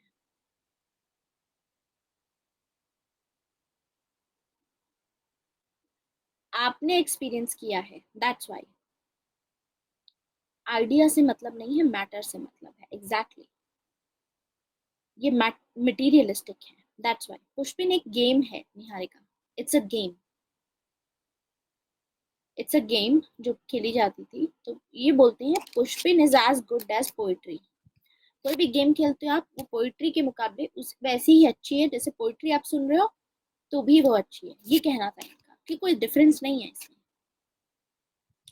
इनफैक्ट क्योंकि ये क्वांटिटी के टर्म्स में प्लेजर को काउंट करते थे कि प्रॉफिट ज्यादा या कम हो सकता है तो उसको काउंट करना है, तो उसके लिए इन्होंने एक फेलिसिफिक कैलकुलस भी दिया। दिस इज फेलिसिफिक कैलकुलस, ये पूरा इन्होंने फॉर्मूला दिया उसका कि प्लेजर को काउंट करने का। हमारे लिए इंपॉर्टेंट नहीं है, ये याद भी करने की जरूरत नहीं है, ये बस मैंने आपको रेफरेंस पर्पसेस के लिए बताया है। क्या चीज समझ में नहीं आई? सूरज, विच सेकंड लास्ट लाइन, ये वाली, प्लेजर को एक्सपीरियंसेस के बेसिस पे, राइट? रादर देन सैक्रिफाइस के बेसिस पे। अच्छा देखो, प्लेजर है आपको, आप हो, आपकी छोटी बहन है, ठीक है, अब दोनों में से किसी एक को ही स्कूल भेजा जा सकता है, तो आप अगर जाओगे, एक्सपीरियंस करोगे आप स्कूल जा करके, तो ही आपको प्लेजर मिलेगा। ये कहना था बेंथम का। अगर आप खुद सैक्रिफाइस करके अपनी छोटी बहन को भेज रहे हो तो प्लेजर आपको नहीं मिला, प्लेजर आपकी बहन को मिला है। Then she will go and she will enjoy the school, and जो भी चीजें रहेंगी उसका एक्सपीरियंस होगा, वो उसका एक्सपीरियंस है, आपका एक्सपीरियंस है, सामने वाले का एक्सपीरियंस वो उसका एक्सपीरियंस है, वो उसको उससे फायदा हुआ। ये कहना था यूटिलिटेरियनिज्म का। इंडिविजुअलिज्म की फिलॉसफी दिखाई दे रही है। अपने बारे में सोचो, सेल्फ इंटरेस्ट के बारे में कि आपको क्या मिल रहा है। तो ये मतलब है इसका, अब समझ में आया? Okay, so basically what we have covered is कि बेंथम ने यूटिलिटेरियनिज्म की अपनी थ्योरी दी अलग से, और ये बोला कि हम एक्शंस भी ऐसे ही करते हैं और ऐसे ही लेने चाहिए हमको अपने डिसीजन। जो चीज हमको प्रॉफिट दे वो चीज करो, जो चीज लॉस दे वो चीज मत करो। और क्वांटिटी मैटर करती है, क्वालिटी मैटर नहीं करती। या तो आपको ज्यादा प्रॉफिट होगा या कम प्रॉफिट होगा। फेलिसिफिक कैलकुलस ये इनके मेजरमेंट का फॉर्मूले का नाम था। अब इसमें कोई मतलब नहीं है, this is just the name. Sacrifice से मिलने वाले प्लेजर को आगे जाकर के जब हम पढ़ेंगे विवेक, तो जॉन स्टुअर्ट मिल हैप्पीनेस बोलेंगे उसको। ये बोलेंगे कि प्लेजर और हैप्पीनेस में डिफरेंस होता है। प्लेजर होता है जो आप एक्सपीरियंस करते हो, लेकिन अगर आपकी बहन जा रही है तो आपको भी सैक्रिफाइस करके खुशी मिलेगी, तो दैट इज हैप्पीनेस। समझे? लेकिन बेंथम का क्या कहना था कि प्लेजर और हैप्पीनेस में कोई डिफरेंस नहीं है। ये इस तरीके की चीजें थी उस टाइम पे। अब आप आज के टाइम पे, क्योंकि ये चीजें काफी प्रेवलेंट हैं, आज के टाइम पे ये आइडियाज आपको जो दिख रहे हैं कि दूसरों के लिए सैक्रिफाइस करोगे तो खुशी मिलती है, ये हम इसीलिए सोच रहे हैं कि ये लोग, इन लोगों ने ऐसा क्यों नहीं सोचा। इन लोगों ने नहीं सोचा क्योंकि उस टाइम पे ये चीजें थी ही नहीं। आज के टाइम पे हैं ये चीजें जो हमें बार बार हमारे दिमाग में डाली जाती हैं कि दूसरों के लिए सैक्रिफाइस करने से भी खुशियां मिलती हैं, एडवर्टाइजमेंट के थ्रू, या मतलब बहुत सारी स्टोरीज के थ्रू, बहुत सब चीजों के थ्रू।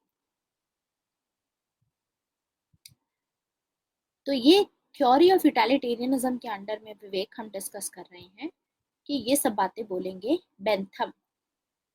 बेंथम बोलते हैं कि यूटिलिटेरियनिज्म की थ्योरी में कि ये जो होता है, क्या चीज करनी चाहिए क्या चीज नहीं करनी चाहिए, पेन एंड प्लेजर पे डिपेंड करता है। और प्लेजर भी क्वांटिटी होती है, उसमें क्वालिटी नहीं मैटर करती। मतलब अगर आप कोई गेम खेल रहे हो या पोइट्री सुन रहे हो, आपको दोनों से ही प्रॉफिट मिल रहा है। yes, it is deontological, you're correct about it, we'll discuss it more। Sacrifice वाला आगे जब रिवाइज करेंगे ना जॉन स्टुअर्ट मिल, तो वो सैक्रिफाइस वाला कॉन्सेप्ट डालेंगे।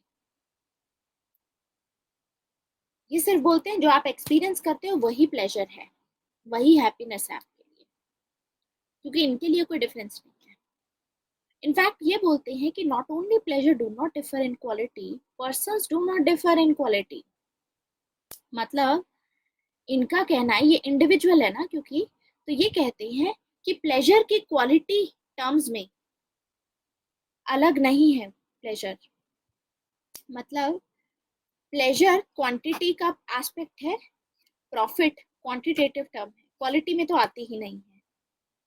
जैसे प्लेजर क्वालिटी नहीं होती उसमें, जैसे हम प्लेजर को क्वालिटी के टर्म्स में चेंज नहीं कर सकते, डिफर नहीं कर सकते, वैसे ही हम लोगों को भी क्वालिटी के टर्म्स में डिफर नहीं कर सकते।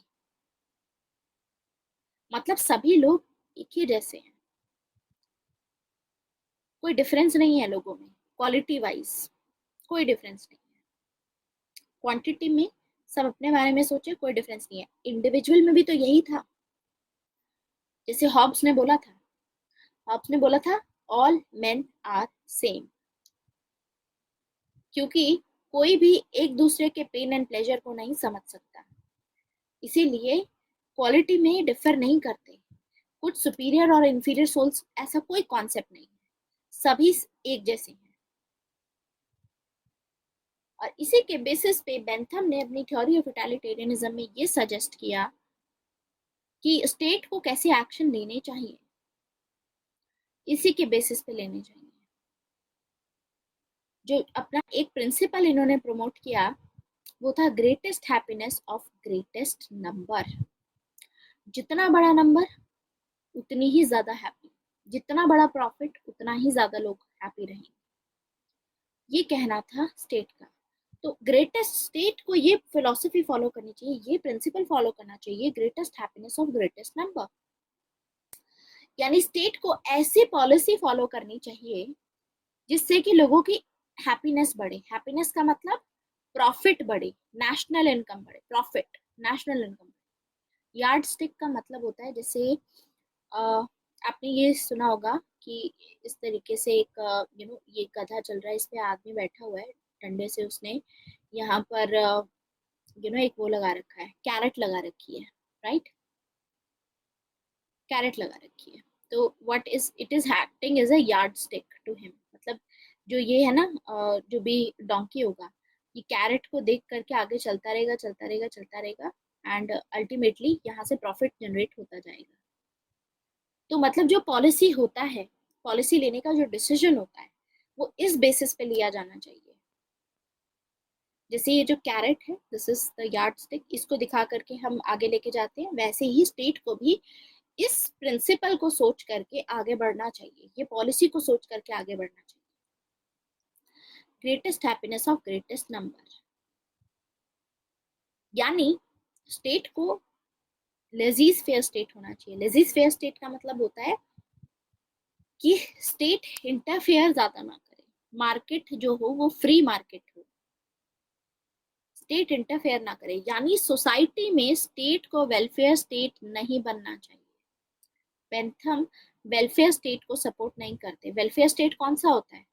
जिसमें स्टेट इंटरफेयर करके कुछ पॉलिसी स्टार्ट शुरू करता है और उससे लोगों के फायदे के लिए कुछ ना कुछ स्कीम्स चलाता है, वो होता है वेलफेयर स्टेट। मार्जिनलाइज सेक्शन के लिए जो पॉलिसीज फॉलो की जाती हैं, अगर स्टेट फॉलो कर रहा है तो वो वेलफेयर स्टेट होगा। ठीक है, यस, पॉजिटिव लिबर्टी वाला जो स्टेट है वो वेलफेयर स्टेट होगा। राधा ये बोलते हैं कि सभी को फ्रीडम दो कि अपने मुताबिक आप पैसा बना सकते हो। जैसे कि स्टेट को इंटरफेयर नहीं करना चाहिए। सामने वाले को अगर पैसा कमाना है, जैसे उसको 5 घंटे के काम के लिए 10 रुपए मिलते हैं, तो अगर वो ज्यादा काम करेगा तो हम उसको ज्यादा पैसे दे देंगे। समझ गए? तो गवर्नमेंट ये नहीं बोल सकती कि मिनिमम वेजेस पे आजकल जैसे बात चलती है, तो वो वेलफेयर स्टेट का कॉन्सेप्ट है। ऐसे ही एक वर्किंग आवर्स की लिमिट है कि 8 से 10 घंटे से ज्यादा अगर काम नहीं करवाना है वर्कर्स से, और अगर करवाओगे तो उसके लिए उनको डबल पेमेंट देनी पड़ेगी, डबल ओटी के लिए। इसीलिए ओवर टाइम अगर लगता है तो उस पर ज्यादा पेमेंट दिया जाता है। करेक्ट? तो ये बात की गई, इसमें बोला कि सभी को free, but all should be free, state को बिल्कुल इंटरफेयर करने ही ना दो। तो ये चीज याद रखें कि greatest happiness of the greatest number, यानी ये इंडिविजुअलिज्म को सपोर्ट कर रही है। ये बोलते हैं, मिनिमल स्टेट को सपोर्ट करते हैं, ये बोलते हैं कि state is not natural, individual ज्यादा इंपॉर्टेंट है, स्टेट इज नॉट नेचुरल। तो ये फीचर्स है यूटिलिटेरियनिज्म के, और इसमें अब अच्छे से समझते हैं greatest happiness of greatest number के कॉन्सेप्ट को। How utility and ethics are correlated with each other. Okay, they are correlated with each other in this sense, Prateek. Think of this. Utility किस पे डिपेंड करती है? Pen and pleasure पे depend करती है, right? और ethics भी इसी चीज पे डिपेंड करेगा। ये बोलते हैं जो चीज आपको प्रॉफिट देती है वो चीज एथिकल है, जो चीज आपको लॉस देती है वो चीज अनएथिकल है, ये कहना था बेंथम का।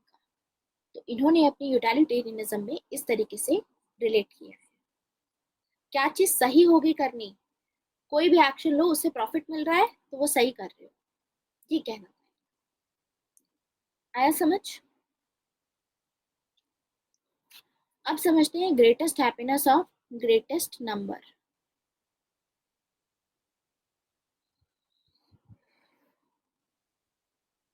सो बेंथम बोलते हैं हैप्पीनेस और प्लेजर में कोई डिफरेंस नहीं है, इट इज सेम। और प्लेजर का मतलब होता है प्रॉफिट। तो बेंथम सपोर्ट करते थे कि स्टेट को ऐसी इकोनॉमिक पॉलिसी फॉलो करनी चाहिए जिससे कि मैक्सिमम प्रॉफिट हो, मैक्सिमम प्रॉफिट। तो यानी अगर स्टेट इकोनॉमी में इंटरवीन नहीं करेगा, बिल्कुल भी इंटरफेयर नहीं करता है, तो स्टेट मैक्सिमाइजेशन ऑफ प्रॉफिट को बढ़ावा देगा। और ये सजेस्ट करता है कि देखो, अगर स्टेट इंटरफेयर करता है इकोनॉमी में ऑन बिहाफ ऑफ पुअर, कैसे इंटरफेयर करेगा? देखो, आगे जाकर के 1930s में आएगा डिप्रेशन। तो डिप्रेशन के टाइम पे 1930s के पास में जब डिप्रेशन आया, तो उस टाइम पे ये चीज सामने आई कि हमको वेलफेयर स्टेट होना चाहिए था, स्टेट की इंटरवेंशन जरूरी थी, क्योंकि लोगों का तो एक्सप्लॉइटेशन हो रहा था, दैट्स व्हाई। सो इसीलिए इसको रोकने के लिए, डिप्रेशन को रोकने के लिए, अगर स्टेट रहता तो स्टेट चेक कर पाता इन सब चीजों को और डिप्रेशन ना आता। तो वेलफेयर स्टेट का कॉन्सेप्ट ये लाया गया कि स्टेट प्रेजेंट रहेगा, स्टेट सब चीजों में काम करेगा, स्टेट जो पुअर सेक्शन है उनके लिए काम करेगा। जैसे कि इंडिया के केस में बहुत सारी स्कीम्स चलाई जाती हैं, जिसमें से मनरेगा आपने सुनी होगी, ऐसे ही मिड डे मील स्कीम हो गई, पब्लिक डिस्ट्रीब्यूशन सिस्टम हो गया, पीडीएस हो गई आपकी, ठीक है, ये सभी यहाँ पर आरटीई हो गई, राइट टू एजुकेशन हो गई, ये सभी स्टेट की पॉलिसीज हैं, जिसमें जो गरीब बच्चे हैं उनको फ्री में मील भी मिलती है, प्रोटीन इनटेक उनका बढ़ता है, at the same time fees भी उनकी बहुत लो रहती है, इनफैक्ट कहीं कहीं पे तो फ्री भी होती है, ठीक है। तो दैट्स व्हाट वी सी। तो ये जो स्टेट इतनी स्कीम्स लेके आएगा लोगों के वेलफेयर के लिए, कहाँ से आएगा इसका पैसा? इसका पैसा आता है टैक्सेस से। और टैक्सेस कौन पे करते हैं? टैक्सेस पे करते हैं बुर्जुआजी क्लास, जो कैपिटलिस्ट क्लास है, इनसे सबसे ज्यादा टैक्स आता है, लोगों से, जो जिनके पास में पैसा है वहां से सरकार टैक्स लेती है, और इस टैक्स को यूटिलाइज किया जाता है यहाँ पर। अब बेंथम का कहना है कि ये टैक्स अब आगे जाकर के वेलफेयर स्टेट भी फेल होगा। क्यों फेल होगा? क्योंकि आप क्या कर रहे हो, ये पैसा जो टैक्स में आपने लिया, ये पैसा दोबारा से अगर इकोनॉमी में इन्वेस्ट होता तो और ज्यादा ग्रोथ होती। Don't you think so? जितने का भी हमारा बजट होता है, 1 लाख करोड़, 10 लाख करोड़, बहुत सारे, पता नहीं कितने लाख करोड़ का बजट होता है, बहुत, 1 लाख करोड़ तो सिर्फ बहुत ही कम है। बहुत, मतलब बजट की जो अमाउंट होती है बहुत बड़ी होती है, जिसमें से सरकार ये करती है, वो करती है, ये स्टार्ट करती है, नई स्कीम लेके आती है, ठीक है। So what we get is कि टैक्सेस जो होते हैं, इसको अगर सरकार ने ना लिया होता और इकोनॉमी में ही इन्वेस्ट किया होता, तो इकोनॉमी और ज्यादा ग्रो करती। तो यहाँ से आपने पैसा निकाल लिया इकोनॉमी से।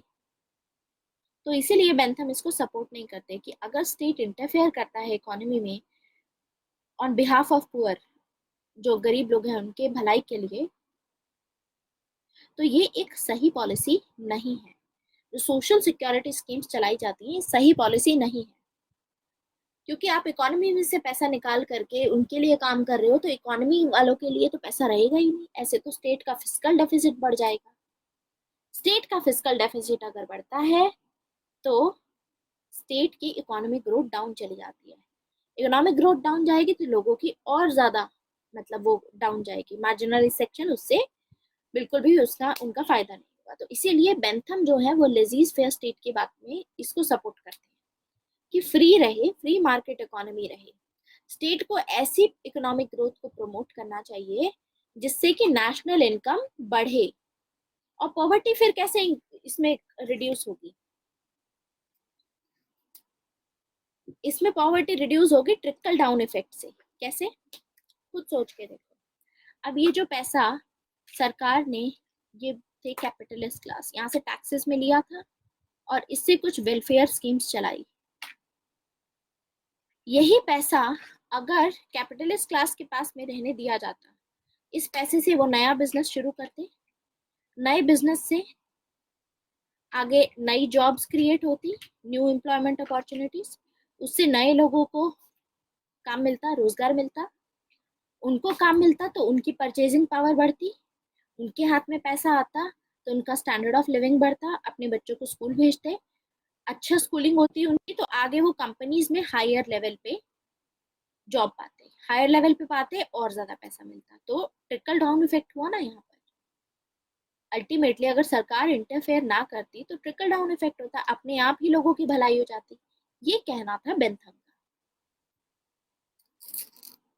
तो इसमें बेंथम जो है नियो लिबरल और पब्लिक चॉइस जो स्कूल है वो इसी चीज को सपोर्ट करती है, ट्रिकल डाउन इफेक्ट को। अब नियो लिबरल कौन है ये हम आगे देखेंगे, पॉजिटिव लिबरल कौन है आगे देखेंगे आइडियोलॉजीज में। फिलहाल के लिए बस इतना याद रखिए।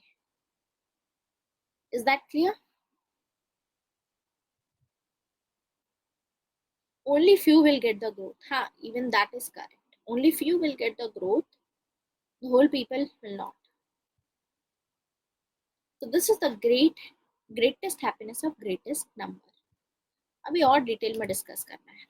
यानी ये बोलते हैं कि greatest happiness of greatest number, ये प्रिंसिपल फॉलो करना चाहिए। मतलब अगर मान लो 5 लोग हैं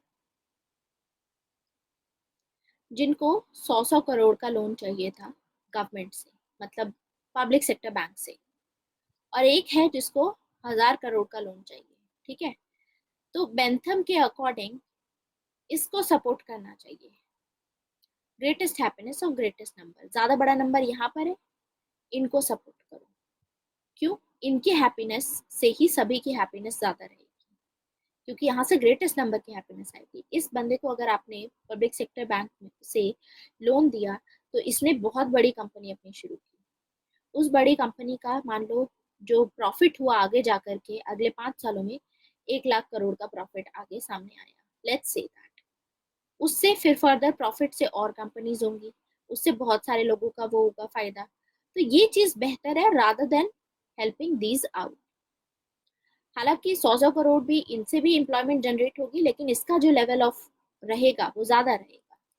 तो point is greatest happiness of greatest number का मतलब ही यही होता है कि स्टेट को ऐसी पॉलिसी को प्रपोज करना चाहिए जिसका नंबर ज्यादा हो, ग्रेटेस्ट नंबर हो, मतलब जिससे ज्यादा लोगों को खुशी मिले। अगर वेलफेयर स्टेट को फॉलो करोगे तो उससे ज्यादा लोगों को नहीं मिल पाएगी, लेकिन इसको फॉलो करोगे तो इससे कैपिटलिस्ट क्लास को भी मिलेगी, पुअर क्लास को भी मिलेगी, क्योंकि उनको एम्प्लॉयमेंट अपॉर्चुनिटीज भी मिलेगी। तो this is the concept of greatest happiness of greatest number. तो ये क्वांटिटी को बहुत ज्यादा प्रेफरेंस देते थे और एक्सपीरियंस के बेस पे काउंट करते थे कि आपका जो प्रॉफिट हो रहा है वो आपके लिए हो रहा है, सैक्रिफाइस करे तो कोई हैप्पीनेस और प्लेजर में डिफरेंस नहीं है, ये कहना था इनका। Can we consider this as against welfare state or socialist economy? Yes, you can consider that. Against in the sense यानी ये बोलते हैं कि वेलफेयर स्टेट की, इन्होंने साफ बोला है ना सूरज की, वेलफेयर स्टेट के कॉन्सेप्ट को फॉलो नहीं करना चाहिए, ऐसी पॉलिसी डिजायरेबल पॉलिसी नहीं है, दैट्स व्हाई। लेकिन क्योंकि ये सब हो रहा था और इसकी वजह से एक्सप्लॉयटेशन हो रहा था, तो जो सोशलिस्ट होंगे वो क्रिटिसाइज करेंगे, वो ये बोलेंगे कि बेंथम ने अपनी जो थ्योरी ऑफ यूटिलिटेरियनिज्म है इसमें ही has given primacy to the profit over number, profit पे ज्यादा ध्यान दिया है नंबर से ज्यादा, मतलब ज्यादा लोगों की खुशी से ज्यादा प्रॉफिट पे ध्यान दिया है।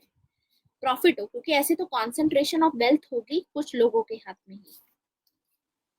तो इसीलिए ये क्रिटिसाइज करते हैं कि ये एक पिग फिलोसफी है जिसमें सिर्फ प्रॉफिट मैक्सिमाइजेशन पे ध्यान दिया जा रहा है, सामने वाले की एक्सप्लॉयटेशन करके अपनी एपिटाइट पे ध्यान दे रहे हैं कि हमारा हो रहा है ठीक है, बाकी सामने वाले का नुकसान नहीं देख रहे हैं कि वर्कर की डिग्निटी को कितना अफेक्ट हो रहा है, आपके लिए दिन रात काम कर रहा है, he is under frustration and ये सब चीजें हैं। समझ आया? This is the criticism. तो यहाँ पर ये थी यूटिलिटेरियनिज्म की। अब इसको जॉन स्टुअर्ट मिल रिवाइज करेंगे। जॉन स्टुअर्ट मिल रिविजन में क्या बोलते हैं? जॉन स्टुअर्ट मिल बोलते हैं प्लेजर के ऊपर कि सबसे पहले तो ह्यूमन एक्शन के, ये प्लेजर पे बिलीव करते हैं कि हमारे जो भी एक्शंस होते हैं वो प्लेजर की वजह से होते हैं। प्लेजर के बेसिस पे ही हम कोई एक्शन देते हैं। लेकिन डिफरेंस ये है कि प्लेजर क्वालिटेटिव होते हैं, प्लेजर इज क्वालिटेटिव। तो ये बात कहाँ से आई? ये बात आई है, ये किससे इन्फ्लुएंस है? प्लेटो से इन्फ्लुएंस है। प्लेटो ने क्या बात की थी कि जिन लोगों के पास रीजन होता है उन लोगों को पता होगा कि money is not the source of happiness, money is in terms of quantity. सिर्फ ये नहीं है कि money is the only source of happiness, money is not the source of happiness. Knowledge भी होनी चाहिए। नॉलेज किस चीज की? कि ये जो चीजें हैं ये टेम्परेरी हैं, देयरफॉर हमें पैसे के पीछे नहीं भागना चाहिए। तो प्लेटो का कहना था कि इन टर्म्स ऑफ प्लेजर आप लोगों की भलाई करते हो तो भी आप खुश रहोगे, ठीक है, क्योंकि मनी से खुशी नहीं पाई जाती। तो इसीलिए इन टर्म्स ऑफ क्वालिटी उन्होंने जो बात की थी वही चीज जॉन स्टुअर्ट मिल अपने आइडियाज में डालेंगे। पहले बेंथम थे, बेंथम बोलते थे कि प्लेजर क्वांटिटी होती है, प्लेजर सिर्फ क्वांटिटेटिव पे डिपेंड करता है। लेकिन जॉन स्टुअर्ट मिल बोलते हैं कि प्लेजर इज क्वालिटेटिव, क्वालिटी भी होती है प्लेजर की।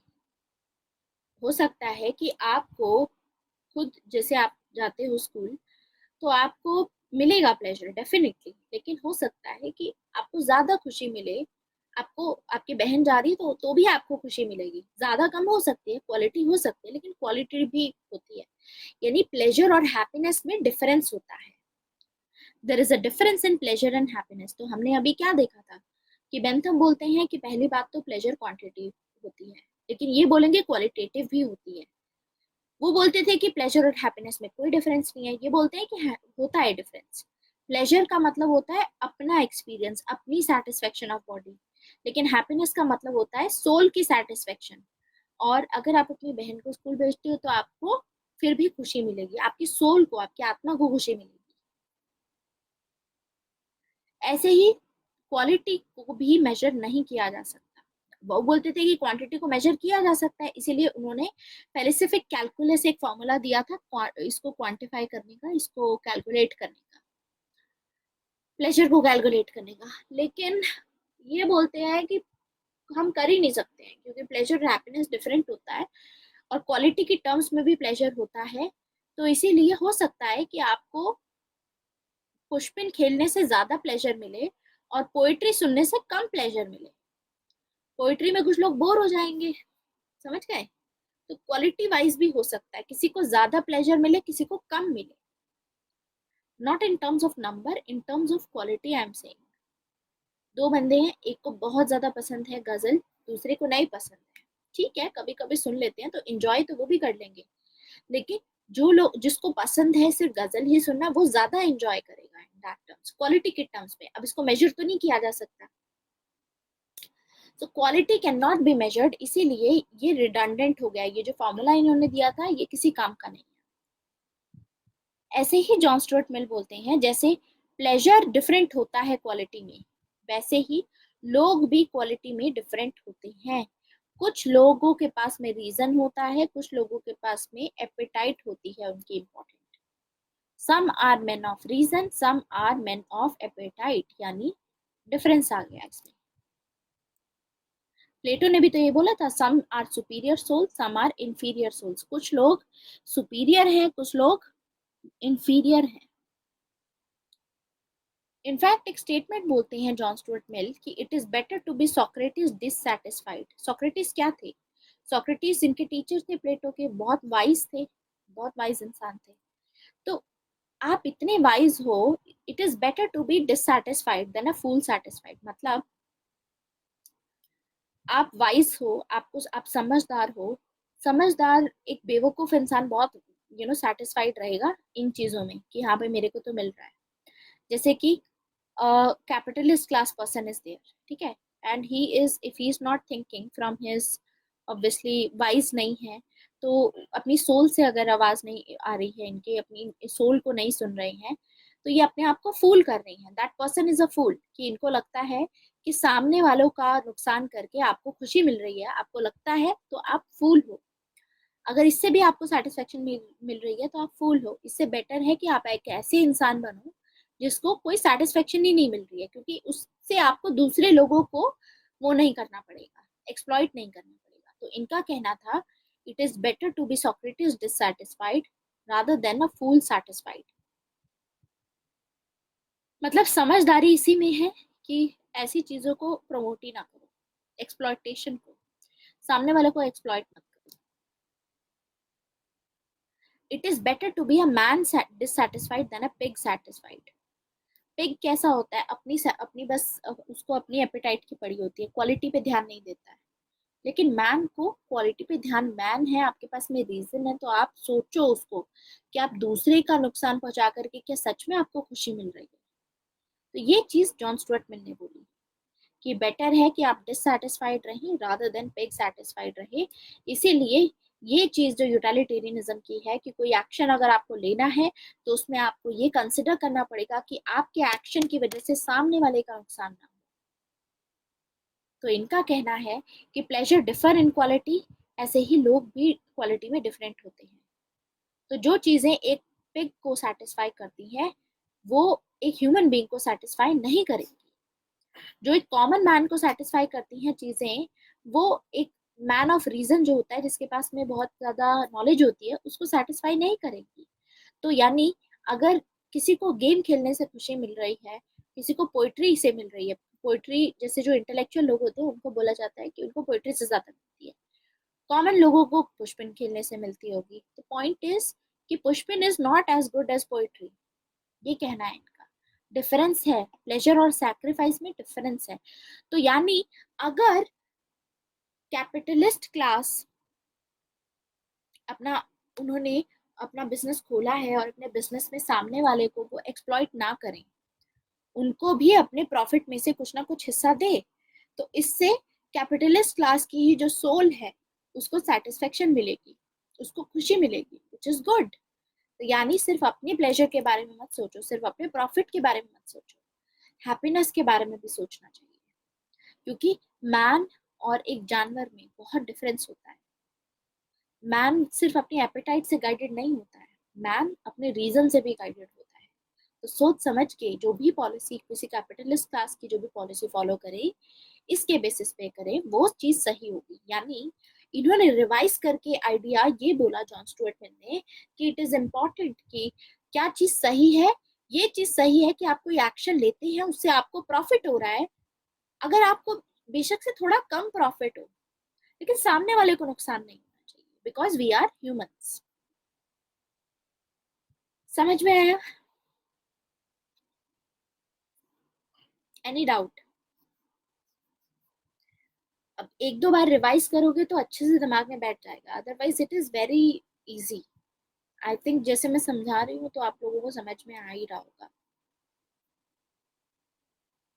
Corporate social responsibility activities, yes. In fact corporate social responsibility से related, Mansi, there is a expert political scholar है रॉबर्ट नॉजिक, वो बात करते हैं इस पे। वो ये बोलते हैं कि मैन को फोर्स ही मत करो तुम टैक्सेशन के लिए। चैरिटी करनी है तो कॉर्पोरेट सोशल रिस्पॉन्सिबिलिटी में अपनी मर्जी से ये लोग चैरिटी कर सकते हैं और लोग करेंगे। अब वो क्यों करेंगे वो हम आगे देखेंगे। Next statement John Stuart Mill की है कि I regard utility as the highest appeal of all human actions. मतलब मेरे लिए यूटिलिटी सबसे ऊपर है, मतलब यूटिलिटी के बेसिस पे ही एक्शंस जो लिए जाते हैं, यूजफुलनेस के ऊपर। लेकिन जिस यूटिलिटी की मैं बात कर रहा हूँ उस यूटिलिटी की वाइडेस्ट सेंस में बात कर रहा हूँ मैं। वाइडेस्ट मतलब यूटिलिटी का मतलब ये नहीं है कि सिर्फ अपने से यूजफुल, यूटिलिटी का मतलब है satisfaction as a soul also, आपकी सोल को यूजफुल है कि नहीं। It is in widest sense, मतलब बड़े पैमाने पे बात हो रही है इसकी। So it is based on the understanding of a man as a progressive being. मेरी जो यूटिलिटी का कॉन्सेप्ट है, मेरे लिए यूटिलिटी बहुत इंपॉर्टेंट है, लेकिन मेरी जो यूटिलिटी का कॉन्सेप्ट है उसमें मैं मैन को एज अ प्रोग्रेसिव बीइंग देखता हूँ। जैसे बेंथम थे, बेंथम की तरह जॉन स्टुअर्ट मिल भी यूटिलिटी को बहुत इंपॉर्टेंट मानते हैं कि ह्यूमन एक्शंस का जो बेसिक प्रिंसिपल है, ये एथिक्स का जो बेसिक प्रिंसिपल है, वो यूटिलिटी के ऊपर डिपेंड करता है। लेकिन यूटिलिटी का मतलब वाइड सेंस में बात कर रहा हूँ। यूटिलिटी का मतलब ऐसा नहीं है कि आपका एक्सपीरियंस, यूटिलिटी का मतलब है आपकी सोल का एक्सपीरियंस भी। आपको आपकी बहन को भेज करके स्कूल अगर हैप्पीनेस मिल रही है तो वो भी यूटिलिटी में ही आएगा, वो भी आप ही की यूटिलिटी है। यूटिलिटी का मतलब सिर्फ प्लेजर से मतलब नहीं है, यूटिलिटी का मतलब है हैप्पीनेस से। Not just quantity of pleasure, quality भी होनी चाहिए। किस टाइप के प्लेजर जो मिल रहा है, दो टाइप का होता है, क्वांटिटेटिव क्वालिटेटिव। क्वांटिटेटिव में होगा कि आपको प्रॉफिट ज्यादा मिला, क्वालिटेटिव में होगा कि आपकी सोल को सेटिस्फेक्शन मिलेगी, प्रॉफिट बेशक से 50 करोड़ कम आ जाए। समझ आया? ये इस यूटिलिटी की बात कर रहे हैं। और ये जब बोलते हैं ना कि ये जो मेरी अंडरस्टैंडिंग है यूटिलिटी की प्रोग्रेसिव बीइंग पे बेस्ड है, इसका मतलब प्रोग्रेसिव बीइंग का मतलब होता है कि मैन और एनिमल में डिफरेंस होता है। बेसिक डिफरेंस है रीजन का, क्योंकि मैन के पास में रीजन है, तो इसलिए मैन को अपना रीजन अप्लाई करना चाहिए कि मेरे एक्शन से सामने वाले को नुकसान पहुंच रहा है। तो अगर आप रोक लोगे उस एक्शन को, तो आपको खुशी मिलेगी कि कम से कम मैंने दूसरे के को एक्सप्लॉइट नहीं किया या दूसरे को नुकसान नहीं पहुंचाया, उसकी डिग्निटी को मैंने अफेक्ट नहीं किया। हम क्या देखते हैं कि जहां बेंथम बोलते थे क्वांटिटी की बात, यहाँ पर क्वालिटी की बात बोली गई। बेंथम से अलग ही प्रिंसिपल इंट्रोड्यूस करके पूरा फंडामेंटली चेंज कर दिया। तो पूरा जो फाउंडेशन था यूटिलिटेरियनिज्म का, पूरा डिस्ट्रॉय कर दिया इन्होंने। इसीलिए बोला जाता है कि John Stuart mill is a Peter who denied his master. Clear? So, although Mill is accused of destroying utilitarianism, इनको बोला जाता है, लेकिन इन्होंने रिफॉर्म किया।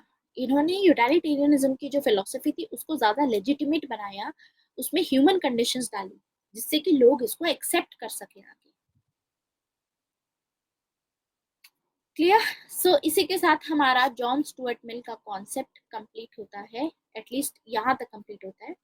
आगे हम डिस्कस करेंगे लिबर्टी पे, हार्म प्रिंसिपल डिस्कस करेंगे, प्रॉफिट ऑफ एम्प्टी लिबर्टी देखेंगे, freedom of speech and expression की बात करेंगे, डेमोक्रेसी की बात करेंगे, सब्जेक्शन ऑफ वुमेन की बात करेंगे। ये सभी बातें हम कल करेंगे, आज नहीं करेंगे, क्योंकि आज ये इंपॉर्टेंट है कि आप यूटिलिटेरियनिज्म को जाकर के रिवाइज कीजिए, जिसमें एक टेबल बनाओ, फ्लो चार्ट बनाओ। देखो वैसे आए वास्ट, मैं एक और बात पूछ लूंगी, I did not get the time, लेकिन सौम्या के तो ऑलरेडी अवेलेबल है, नहीं तो मैं आपको ये बोलती हूँ जो क्लास में पढ़ाया जा रहा है आपको, आप खुद बना लीजिए, अपने अपने हिसाब से खुद बना सकते हो आप फ्लो चार्ट। जैसे क्लास चल रही होती है तो साथ में फ्लो चार्ट बनाओ, जो इम्पोर्टेंट टर्म्स होती हैं उनका मतलब लिखो, या इस तरीके से फ्लो चार्ट से, क्योंकि आपको रिवाइज करना है जैसे उन लोगों ने बनाया है, यू कैन ऑल्सो डू। तो why to rely on others? लेकिन उसके बावजूद आई टेल देम, क्योंकि डेटा भी बहुत ज्यादा है, तो सौम्या ने तो भेजा था, आप लोगों को शायद समझ नहीं आया उनका, किसी और का आपको चाहिए तो I ask them also to share that. ठीक है, लेकिन अल्टीमेटली आप बना सकते हो, ये चीज याद रखो। ठीक है? हाँ, अविरल से पूछ सकते हो।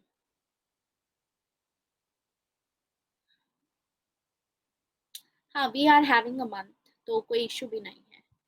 और in fact Shifa, you are going to write a paper in English और इन हिंदी?